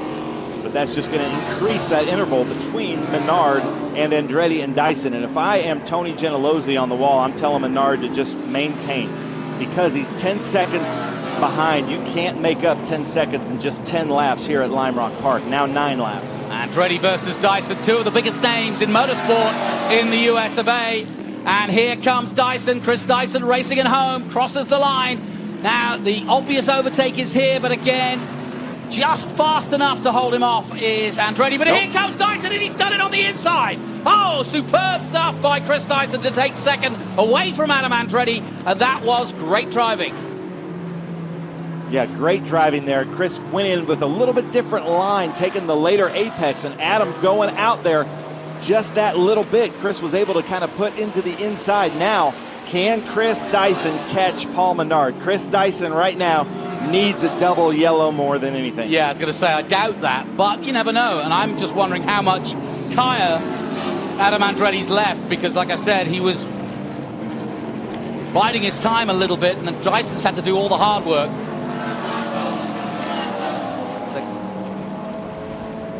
Let's take a look at how he did it. It was, well, textbook again, but not the way he did it last time. He didn't make it stick. Look, he came to the inside, didn't make it stick going into one, but then just held the line. And Andretti, having defended, had to go wide. That was the door open, and he took it. Well, this is a race that's had everything. 60 of the 68 in the books. Dreesy still fourth. Sanders still leading in XGT ahead of Lowry. Forsyth leading in SGT. De Silva leading in GT. Coffey right behind him in 9th position. And Michael Sire, the local man, in 10th. Amy Ruman still running, but in 11th. Yeah, Dyson's going to have to do a second to lap, and I just don't think that's possible. Paul Menard and the Master Force Tools Ford Mustang with 3GT has just been the class of the field this race. Well, anytime you can get a win, it's good in Trans Am, but Menard taking a win away from Dyson in his backyard will be a huge accolade and a great opportunity, because, of course, they're first and second in the championship. And if Andretti stays where he is at the moment, he will pick up valuable points as well in third. He's third in the championship overall after his win at Road Atlanta on his birthday. And back with fourth place, Tommy Dreesy. Tommy Dreesy's looking good in that Showtime Motorsports Lucas Oil MAV TV car. You can see his body language. He looks relaxed. I'm sure Gary and Ken are telling him just stay the course, because everybody right now is still working for the championship. Yeah, it's still a long way to go in this championship, but this is the fourth round, so we're starting to see. There's Dyson. Dyson has eyes on Paul Menard, but he's only got 6 laps to get there. Yeah, and the interesting thing, I've just started watching the wind pick up, and that usually, like I said, my weather radar in my head tells me that the rain could be coming soon. Just add a little bit more spice to this. Lola's going about it. She's in full dance moves. Whoa. I'm surprised she doesn't break a string with all that G-force, you know. Yeah. Yeah, that's unbelievable. That's some talent to be able to do that. That is talent right there. The Wreaths Across America, AMG Mercedes with Danny Lowry. Lowry doesn't look as though he's even making... He looks like he's on a slowdown lap when you look at him in the cockpit, doesn't he? Yep. Taking his time, nice and smooth. Smooth is fast, that's what they say in race school. No, he's doing great laps.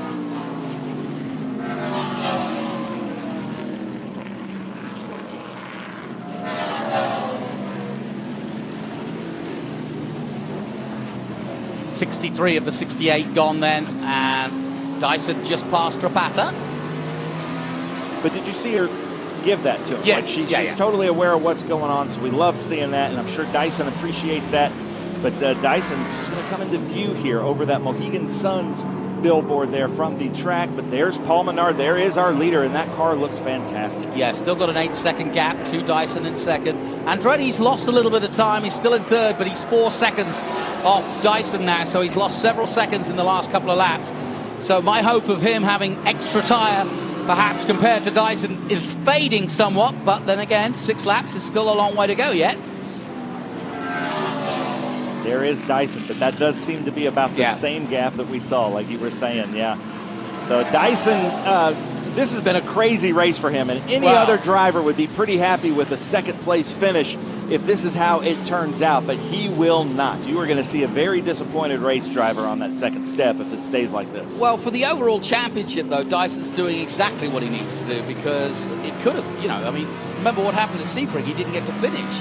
So he lost a bag of points there. So this is great recovery from the champ.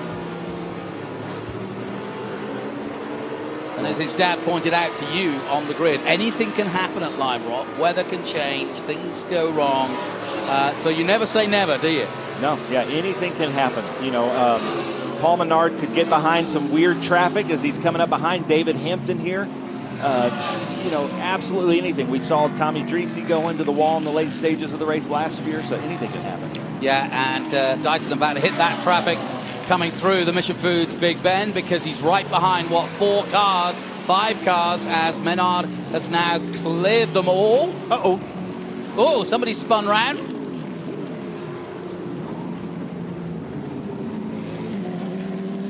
And we welcome back our MAV fans to our last few laps of the Trans Am Series presented by Pirelli. We just had a spinning car out of the exit of 3.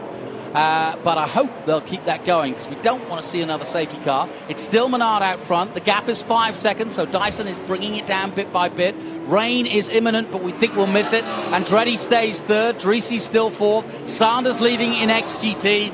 And De Silva leading in GT. And Coffey in 2nd place. Forsyth has dropped down the board a little bit, and I'm interested to see whether Forsyth is in trouble because, of course, he had been leading SGT with Jen Caprata. He's ahead still of Jen Caprata, but Forsyth has dropped down to 12th, and he's now got Caprata in 13th behind him, and that is Forsyth. That's the problem. It's Forsyth who stopped on track. And I bet you right now Dyson's team is like, double yellow, double yellow. They would love to see that because we haven't been double yellow this race, so we're going to finish under time, so they could still have time to clear that car and go green-white checker. But I'm hearing from race control in my right ear, Tim Richter's just telling everybody there's a car off on the right side of the left-hander, keep it going. Yeah, and it's in a place. I just heard safety car stand up. We might see something here. Standing by. We're going to have a last bit of drama here. Full course yellow. Oh no! Well, this has had everything, and now throw everything you've learned out the window because we got a full course yellow. There you go. And the rain is potentially coming as well. We'll slow things down. Menard, he'll be kicking himself. Oh my gosh, this changes everything. I'm not sure what's going to happen here, ladies and gentlemen. But let me say, you saw Donnie Fuller there waving the green flag. Donnie Fuller, great father of 2 daughters. Jill Fuller, his wife, is here from the Hyde Park FDR school system. And Donnie Fuller with the Winter Circle Project. So cool to see him out here waving the green flag. It means so much to the family to be able to do that. But Jonathan, we're under full course yellow, and I think we're going to try to get a green-white checker. Now, I've got a feeling we could end up finishing under caution and taking the checkered flag under caution. That's the latest. I mean, they could change it. Yeah, they just white flagged it, so I can assure you that is how we're going to finish, which means Menard is going to take a famous victory here ahead of Dyson. And I don't think Dyson would be too mad. I don't think he was going to make the difference, in fact, in the laps that we had left. And so Dyson will settle for 2nd place, and Andretti will settle for a podium. So great stuff, and what an hour that was of Racing Plus. And great to hear your comments on the internet. I'm glad you're enjoying it. And join us with more SVR racing coming up. But there is the stricken car of Richard Forsyth, who stopped out on track, and of course he couldn't get it going again, and so they had to bring a truck out. And once you start bringing humans and trucks onto the racing surface, then you've got to put a caution out. Still, it had everything, did that. And how about this? Paul Menard, if you missed this, 10 minutes before the start of the race, was nowhere. I was standing on the grid right in front of his spot, and I said, "Where's Paul?" And they said he stalled it. He can't get in. He stalled it, coming to the grid. And I said, "Well, how long has he got?" And they said, "Well, he's got about 8 minutes, and if he doesn't restart it in that 8 minutes, he'll have to start from the back." Well, luckily for him, he did get it restarted. He did start in position, and he was able to hold on the number 3 for another Masterforce Tools win. And that increases his lead in the championship. It was 8 points. He'll increase that now over Dyson. Not by much, because Dyson did a brilliant job of recovery. That could have been really bad news for Dyson's hopes, because he always goes well here at Lime Rock. But a 2nd place will do. And Andretti, I don't think, will be too miffed by 3rd, even though he led a lap or so. It was definitely a dominated race by Paul Menard. Andretti picked up good points. Pole position, perhaps, but wasn't able to sustain that. And there is your checkered flag. Not an easy skill, that, I tell you. Well done to Paul Menard. Deserves it. The former NASCAR star.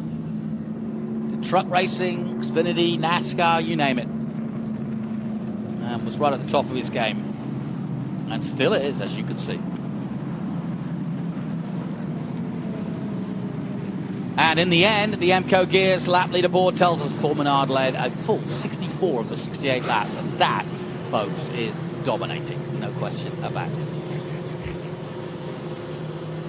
So, the blushes of the Dysons saved by a great performance from Chris. Spinning at the first corner, if you missed it, right on the opening lap. And I don't think anybody else was involved in that, to be honest. So, we'll hear from him, I'm sure. Ben heading down to the winner's circle, the Jim Weed winner's circle.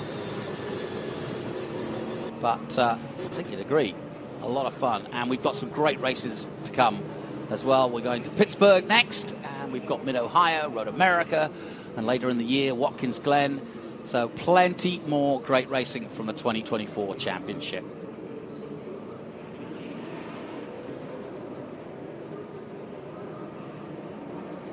So in a moment, they'll pop into the Parc Fermé as everybody slows it right down and gathers and lets the adrenaline calm down. Menard thanking the workers and putting his hand out the window to say, well done, everybody. Thanks for keeping me safe. It's a nice touch.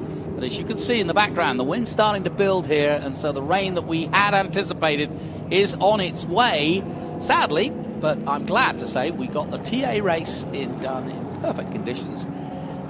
Certainly had plenty of drama to talk about, that's for sure. Yeah, the results don't look as though it was a good race because Menard dominated so many led laps, but the truth is we got a great entertainment.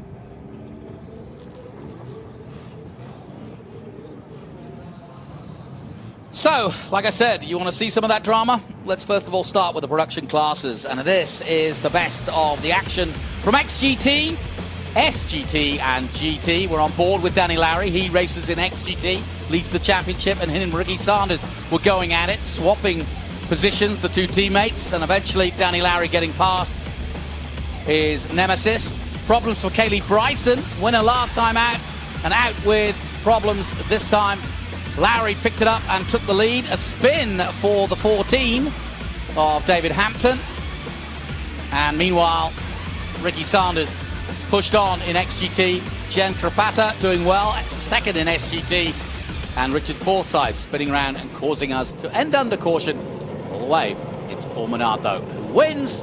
And we'll jump out in a moment and talk to our very own Ben Sissel.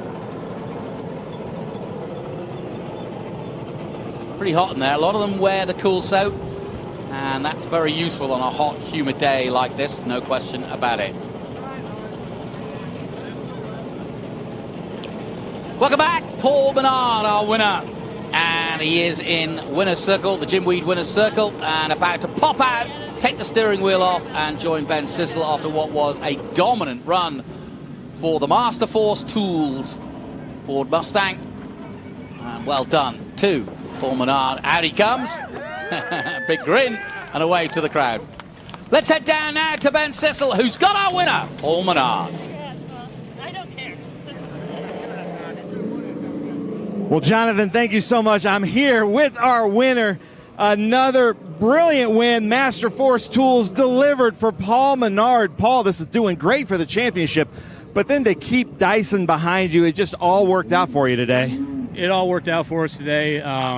First off, we don't get to do this without the military, the men and women that allow us to live in these 50 beautiful states. Getting to spend a little time in Connecticut. I haven't spent much time here. It's one of many that we're just blessed to get to enjoy as Americans. So thank you to all of them first off. Second, my crew, 3GT. I've never been here before, so I leaned on Paul Gentilozzi. Tony and the boys set up a good car. We tweaked on it just a little bit. And then, qualifying in the rain.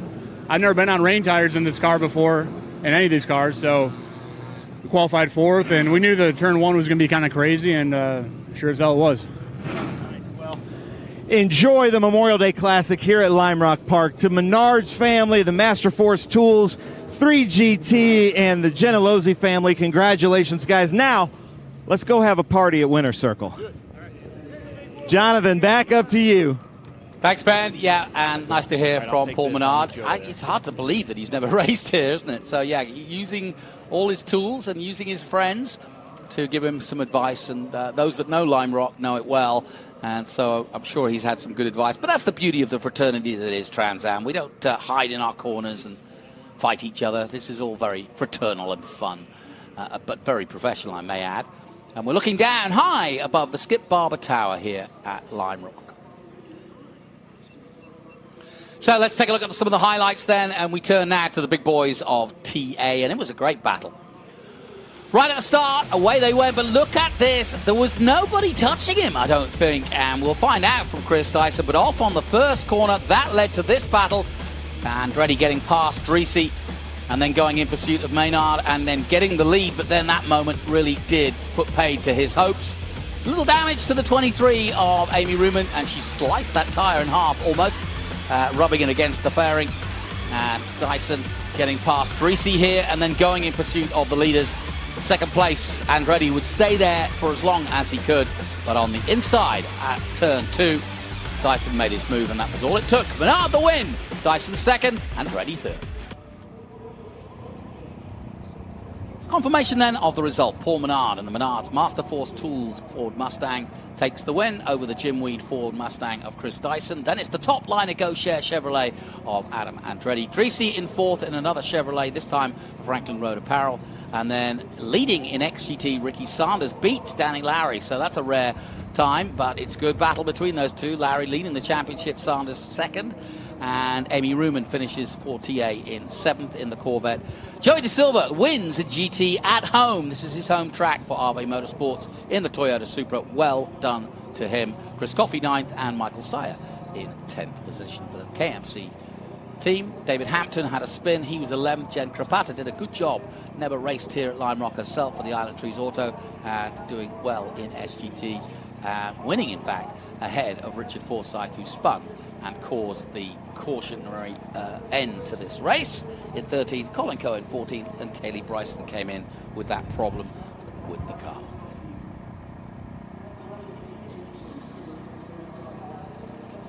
Certainly a race that had everything for sure. And in a moment, we'll head out to the podium. Don't forget, if you want to see that again, or you want to call your friends and say, hey, I saw a great Trans Am race at the weekend, well, you've got a chance to see it all again. Thursday, May 30th, 8 p.m. Eastern on your home for Trans Am and home for Motorsport Mav TV. And then followed by that, we have what you just saw, the TA race, that at 9 p.m. Eastern on the same day. Thursdays is Trans Am Day here in America.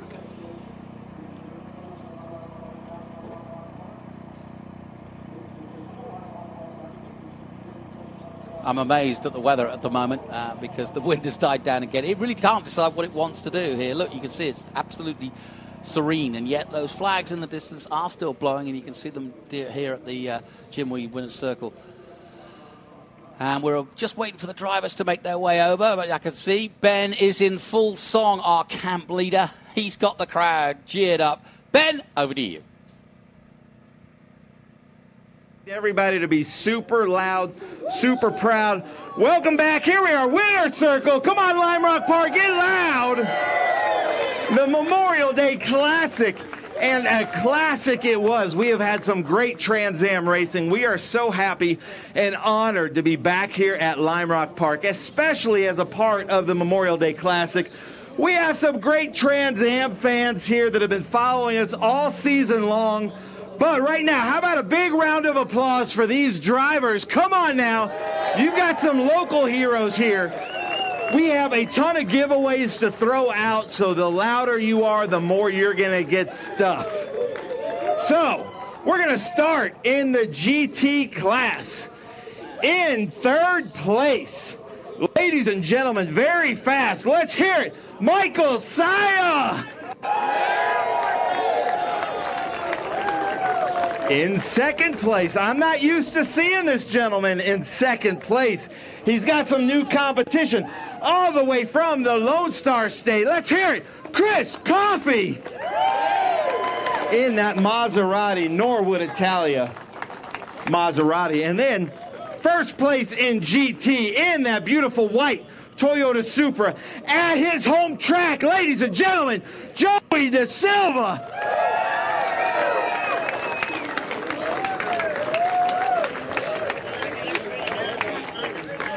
So, Michael Saya, you look a little bit tired. You know, when you do a race that long in such an intense track with no double yellows until the end, that's got to be tiring. I'm not as young as these guys, but great race. Glad to be here on Memorial Day. Thanks to all the vets. My crew chief is a vet. And Tony for putting on a great event all weekend. Thanks to KMC for setting up the car. I got caught up in that first lap, first turn melee and was dead last and fought to catch these guys. Chris was too quick. Toyota Jesus, I don't know him, but he looks pretty good. So congratulations to them, and thanks for everything. Nice. Do we have a new nickname there? Are you calling him Toyota Jesus? Is it the beard? He says he's cool with it. I like that. That's a good nickname. I like that. Well, Michael Saya, ladies and gentlemen. So, Chris Coffey, all the way from Texas to Lime Rock Park Memorial Day Classic. Great crowds here. That's got to feel good. Good for the points in the championship. Yeah, I sure like standing over there a lot better. And thankfully, I've been blessed enough to be able to stand there a lot. But the race was great. I mean, this guy just flat out outdrove me in the first half of the race. But I was getting him there at the end, and unfortunately, we had a TA car that was driving around by himself. A lap down, decided to hit me while we were side by side battling for the win. So that made it unrecoverable and really kind of put a hamper on my race. But it was still incredible, and it was absolute dogfight there at the last laps, too. And if it hadn't gone full course, you never know. You never know. How about that? Ladies and gentlemen, Chris Coffey. I heard somebody out there doing the Chris Coffey little chime nature boy thing. There we go. It's that dude, the American flag hat guy. You're going to have to give him some swag, Chris Coffey. So, De Silva, that white Supra, unbelievable. You had a great race throughout. Oh, thank you. Yeah, like I said, this is my home track. The first half of this race, I just tried to kill my tires as much as I possibly could to get away from this guy. And of course, halfway through, I start seeing him come down that front straight a little bit closer every time I cross that finish line. So I just counting down the laps. My driving coach just kept counting him down. And by third lap, I was like, oh, no, he's too close. But thankfully, that double yellow came out and solidified everything. So it was a great run, man. Thank you guys for having me. Thanks to the vets. Thank you, parents, my daughter, my son for coming out, father-in-law, my driving coach, Roger Cody, Tony Ave Motorsports. Thank all of you guys, man. Seriously. Nice. How about that, ladies and gentlemen? All right, so for the pictures, if you guys don't mind, come on up to the top step around Joey. Hold up those trophies with the hats. Come on, Lime Rock Park. Let's get loud. Michael Saya, Chris Coffey, Joey De Silva. All right, you can throw those hats out if you want. Who wants a hat? All right. I don't know if they have the arm for it yet. Oh, sorry.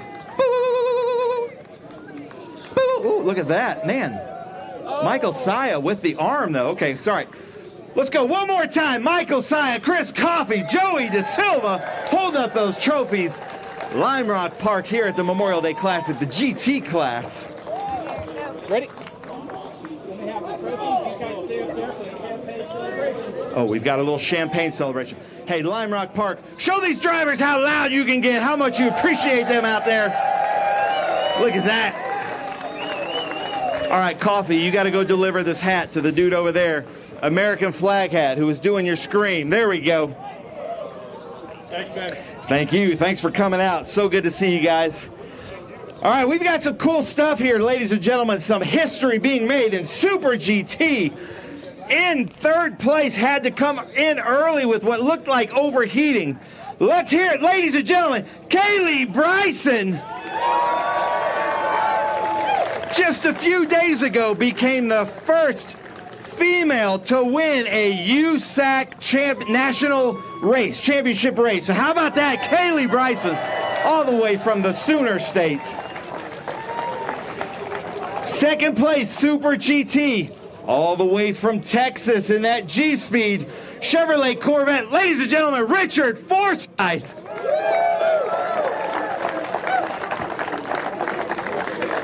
We've got Dickie Regal here with Lime Rock Park, the CEO, presenting our beautiful trophies.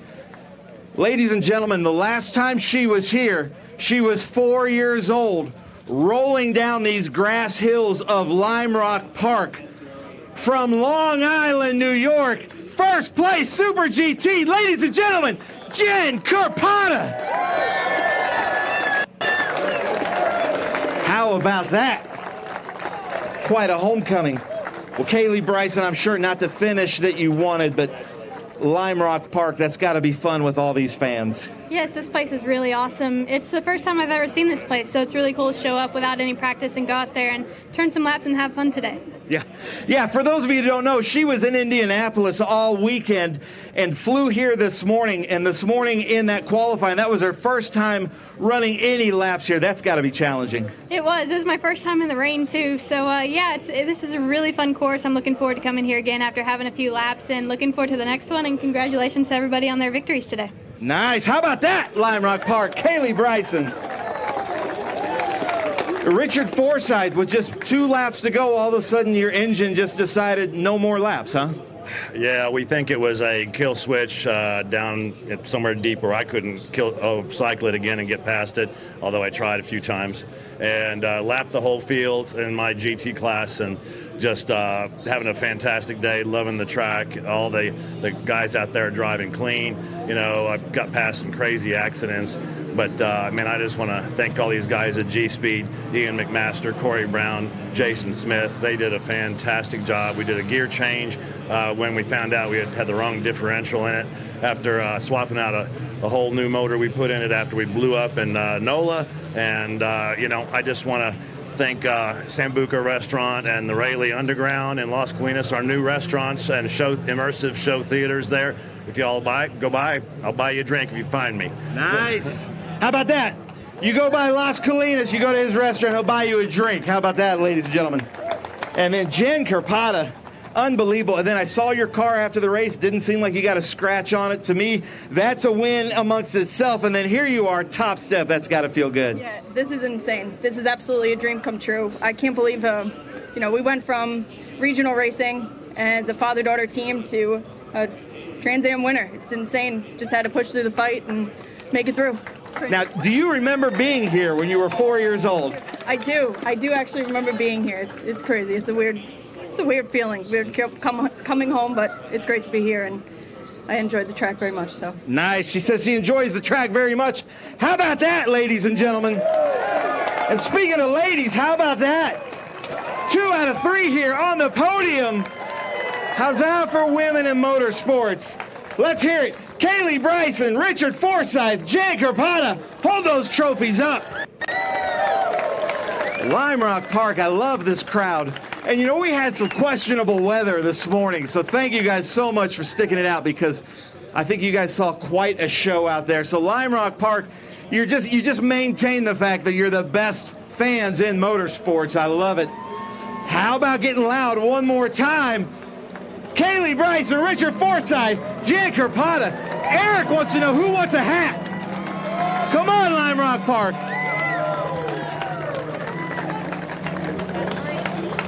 All right. They're all barely old enough for champagne. Memorial Day Classic, Lime Rock Park. How about one more time for some appreciation for Super GT here? Kaylee Bryson, Richard Forsythe, Jen Carpata. Not sure what they're concocting up here, but get loud, Lime Rock Park. Come on now. Uh-oh. They're going to the team. Going to Trippy. Look out, Trippy. That was kind of a planned assault right there. All right, thank you, guys. You want to get people really fired up? Let's go. Oh, who wants a bag of chips? All that and a bag of Mission Foods chips that are shaped like race cars and motorcycles. All right, now we go to Extreme GT. Memorial Day Classic. This car was representing Wreaths Across America. How fitting is that for Memorial Day weekend here, the Memorial Day Classic on Memorial Day. The Wreaths Across America, their whole team is here. We're going to hear about them here in a little bit. In second place, representing Wreaths Across America on Memorial Day, let's hear it for Danny Lowry, Bennett Bridgehall, Mercedes AMG. Speaking of Bennett Bridgehall, First place, the Bennett Bridge Hall Mercedes AMG goes to Ricky Sanders, ladies and gentlemen.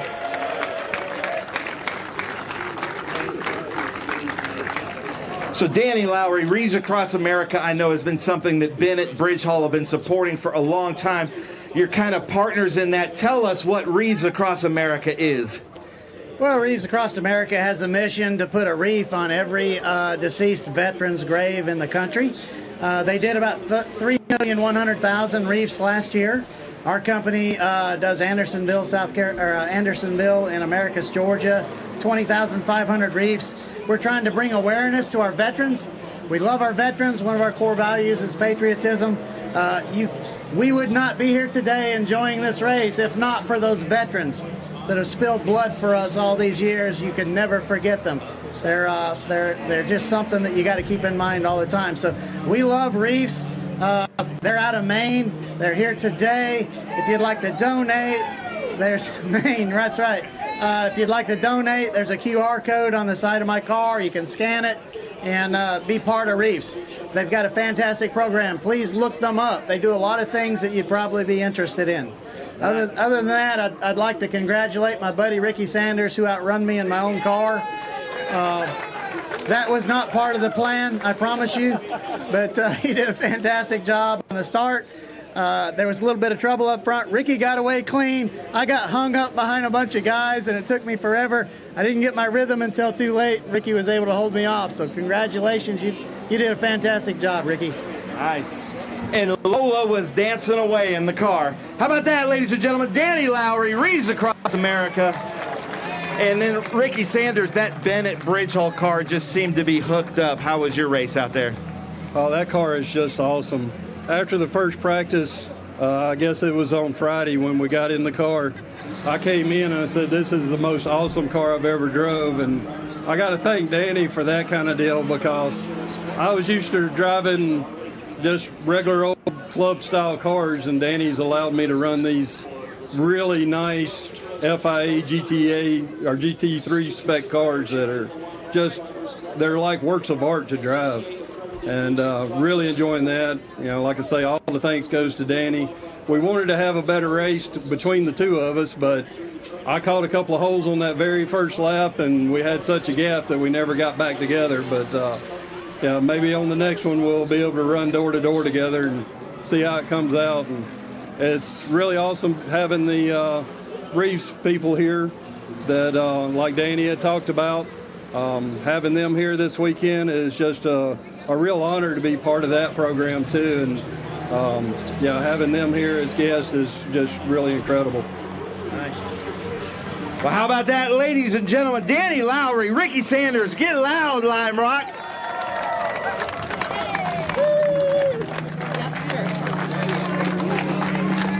Lime Rock, get loud. We've got Renee Worcester here with Rees Across America and the Rees Across America staff to throw out some hats. Who wants some hats? How about that? Love the work that you guys do. Thank you. Whoa, Renee, you got an arm on you. I like that. All right, wait, hold on. You got, oh, Danny, well, hold on. Danny's going to throw out a hat, but wait, we got to do one more with the Pirelli hats on. One more time, Ricky Sanders, Danny Lowry here at Lime Rock Park for the Memorial Day Classic.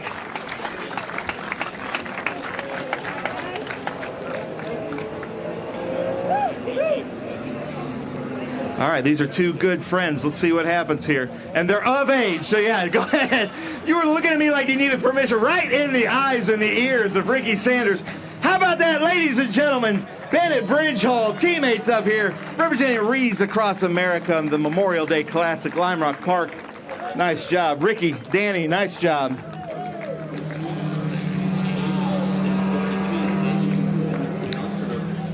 Trans Am TA 900 plus horsepower behemoths. This was quite a race. Unbelievable what happened here in this race. First turn of the first lap seemed to kind of tell the story. In third place in this beautiful Burton Racing car, let's hear it, Adam Andretti, ladies and gentlemen. That top liner Chevy Camaro, as Dickie Regal presents the trophy here. in second place, all the way from Poughkeepsie. This kind of puts a kink. He has won here 3 years in a row, but now comes in at second place. His whole family is here with Dyson Racing. A lot of history here. Let's hear it. Chris Dyson, ladies and gentlemen.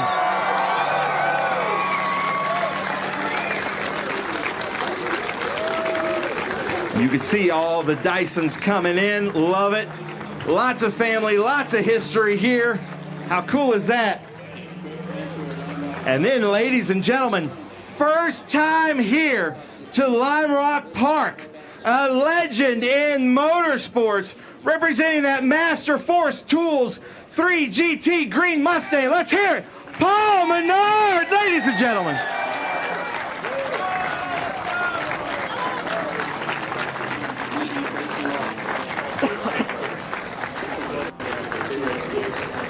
So Adam Andretti running second for most of the day. You had the lead there for a little bit in your top liner Chevy Camaro. But I was saying in the broadcast, I bet you wish you could have talked to Paul and just say, hey, let's just duck in behind each other and try to get away from Dyson. But what a race for you. Describe it to the fans. Yeah, thank you. First of all, thanks first and foremost to the fans. You all are the best that we will see all year long.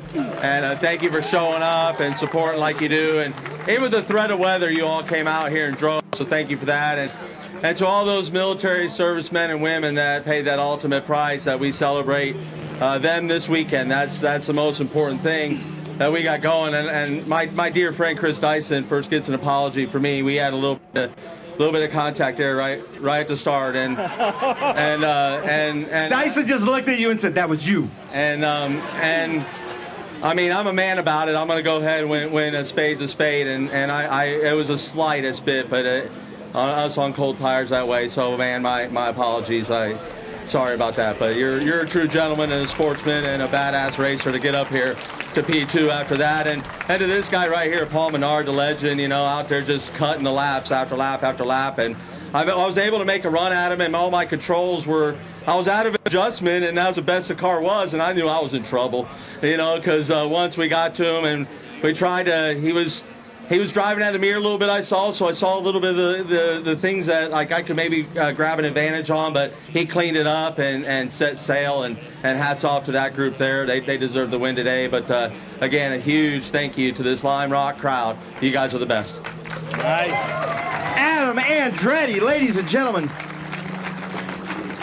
And Chris Dyson, just an unfortunate spin to go just drop back to last there. And then I'm sure you were like, okay, well, it's okay, calm down. There's going to be a double yellow here at some point, and then it just didn't happen. No, Ben, I didn't. First of all, great to see my family, friends up here. Thanks for everybody for coming out. No, I wasn't counting on a yellow. You know, we've had a lot of races this year in the last couple of years, especially at the faster tracks where surprisingly we don't have any contact, any yellows. And today was that case. I mean, I knew that if everybody got stretched out, we were going to be having to go flat out the whole way, and that's basically what I did. I didn't save anything, so I just went for it. And the Jim number 16 Mustang was just absolutely on fire today. I mean, I think we had the car to beat, and it's just a shame we had to play catch-up the whole way. I needed a yellow to come a little bit earlier to have another shot, but we got to like 4 seconds from being, I don't know, 25 or something down off the road at the beginning there. So I'm proud of myself. I'm proud of the drive. Tried to put on the show for these guys and give Paul some fits, but appreciate everyone being out here. We love coming out here. We appreciate everyone at Lime Rock with the Winter Circle project all weekend. It's amazing. It's always great to have my whole family here with me. So it's a tough pill to swallow, finishing second, but I'm grateful for all the support. Nice. How about that? Ladies and gentlemen, Chris Dyson. Dyson Racing. Dyson Racing has been coming to Lime Rock Park for 40 plus years. Is that correct? That's right. Yeah, we celebrated our 40th anniversary last year, but my dad's mom had been coming here for more than 50 years, and I've been coming here since I was my little boy Ian's age. So it's just great. This Memorial Day here, it's a ritual, and I hope everybody keeps coming back with their families because the generational things, it's really special. Nice. I couldn't have said it better myself. Chris Dyson, and then Paul Menard's Master Force Tools, just the class of the field today. Welcome to Lime Rock Park. You've got to love this place now. It's a great track. It's like I told you earlier, it's a bucket list track for me. There's some great road courses in America that we get to go to because of the veterans and our military that keeps us safe. So first and foremost, we get to do this, have fun, but we don't do this without them. I got to meet a gentleman, Chris Ross, over here, who he's a veteran Army Ranger. We spent some time this weekend. There's guys like Chris all across America that do this for fun. They lived a different life protecting us, and now they get to come here and have fun and be badasses on the racetrack. So just in awe of the fans here, the crowd. I've always heard, the Lime Rock crowd was the best. I got to see it up in New Hampshire and Watkins Glen, and just hats off to everybody here. 3GT Racing gave me a hell of a race car, and on to Pittsburgh. Try to do it again. Nice. How about that, ladies and gentlemen? Our points leader in TA, Paul Menard, first time at Lime Rock Park. All right, if everybody will get up on the top step, hold up your trophies, look at the cameras. Lime Rock Park, show your appreciation.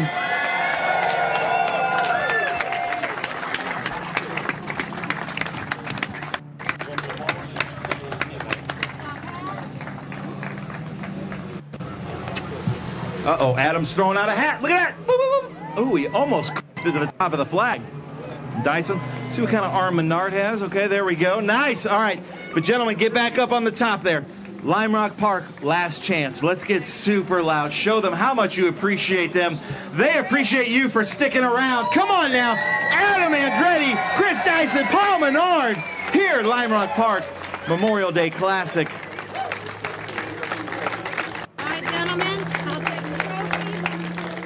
It truly is such an honor to be here on Memorial Day for the Trans Am Series presented by Pirelli. Thank you so much for letting us be a part of it. We absolutely love coming here. Hopefully Dickie's going to bring us here for many, many years to come, because this is such a this is kind of the crown jewel in our Trans Am schedule. So thank you guys so much. Look at this, Reefs Across America, Adam Andretti, Chris Dyson, Paul Menard. How about that Memorial Day Classic? All right, gentlemen, you've been given champagne. Do with it what you want. I think they might take you up on that. Look out! Here comes Andretti. Oh man! Don't get pulled over smelling like that, ladies and gentlemen. And Chris Dyson pours about one for the homies and the veterans. Who wants some Jimweed energy drinks? Look at that! Oh yeah, we've got some great Jimweed energy drinks to give away. Paul Menard, don't go too far, because our MCO Gears Lap Leader Award goes to Paul Menard. Where are you, Paul? Oh, he's giving champagne over to the team. Do we have the certificate or anything? Okay, so Paul Menard, stand up there. Chris, I'm not sure what we do if we superimpose a gift, but hold something. Yeah, hold the fake Happy Gilmore check. There you go. How about that, ladies and gentlemen? Paul Menard leading many, many laps. I tell you what, 5 laps in, we had 3 different leaders, and then he just took off. Okay, ladies and gentlemen, if you don't mind, Dickie Regal, if you'll come up here, indulge me for a second, because I got something to him. Paul Menard, stay with me here real quick on camera. July 19th through the 20th, we are bringing the SpeedTour All-Star Race over here. These are the names that are coming with us, along with IROC. Greg Biffle. Well, let me just say this. Greg Biffle and Boris Said are going to be on the track together at the same time. What could go wrong there? Greg Biffle, Jeff Brabham, Ron Fellows, Davey Hamilton, Ron Hornaday, Davey Jones, Bobby Labonte, Pippa Mann, Paul Menard, Ryan Newman, Max Pappas, Boris Said, Ken Schrader, Mike Skinner, Scott Speed, Danny Sullivan, and more. We've got IndyCar, we've got Formula One, we've got trucks, we've got NASCAR, we've got everybody represented. Dickie Regal, I know you're excited about that. Tell them how they can find out how to get tickets for that. Thank you, everybody, for being here and enjoying a great weekend, Memorial Day weekend here at Lime Rock Park. It's really easy. Come back and join us in July 19th and 20th for our SpeedTour All-Star event with IROC. Will be here as well. So it's just going to be an incredible weekend. It's easy. Go to limerock.com, get tickets, come back and join us. And once again, thank you for being here. Nice, yeah. And we are going to do all kinds of autograph sessions. Ray Evernham's going to show all kinds of cool IROC cars. You're going to be able to get up and close and personal, just like this race, with legends like Paul Menard and all these legends we're talking about. That does it here for the Trans Am Series presented by Pirelli, the Memorial Day Classic. But we will be back here next year for the greatest fans in motorsports. Great stuff, Ben, and well done to the Trans Am Series presented by Pirelli, and well done to Paul Menard, who extends his lead now in the championship as we head next to Pittsburgh, which will be relatively unknown territory for a lot of our drivers in Trans Am. Haven't been there very often, but quite a few of the drivers have in other series. So it's going to be interesting to see who gains the most. But a great weekend of racing, I hope you'll agree. Our thanks to our MAV TV viewers. Stay with us if you're on the live stream. More SVRA to come. But our thanks to MAV TV. If you want to see the highlights, Thursday night, starting at 8 p.m. Eastern. From me, Jonathan Green, and all of Greenlight TV. Bye-bye for now.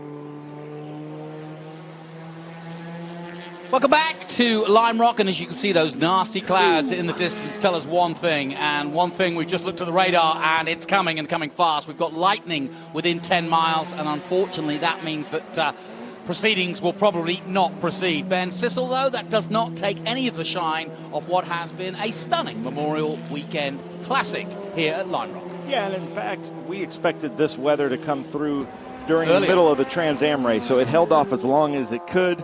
It was an unbelievable Memorial Day Classic here at Lime Rock Park. A lot of fun. Don't forget, we're going to be here for the July Speed Tour with the Speed Tour All-Stars and the IROC race, which should be a lot of fun. But as you can see, we need to get our camera operators off of their metal stands and their lightning rods, basically, and bring in all of our flags and try to clean up before this becomes a big mess. Yeah, it's about to do that. So, unfortunately, well, we always have rain at Lime Rock, so that's part of the tradition, isn't it?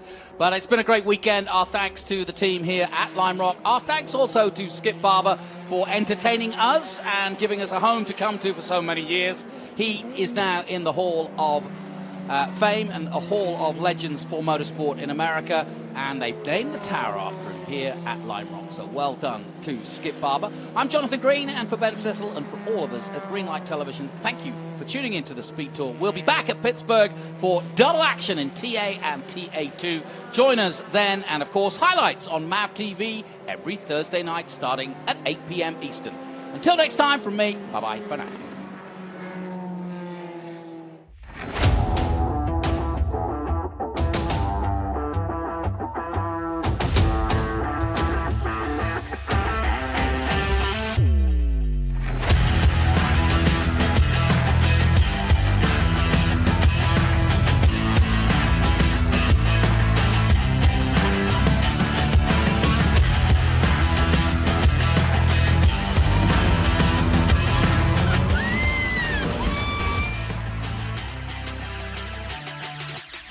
Okay, so pretend this is your race car. It's on the trailer, and you have an accident. Ouch! At least your truck's insurance will pay for another one? Yeah, not so fast. Standard insurance won't replace your race car, whether it's in the trailer, in the paddock, in the garage, or the repair shop. But at Hagerty, we can protect it for what it's really worth anytime it's off the track. No matter what or where you race, all for less than a set of race tires. Hagerty, let's drive together.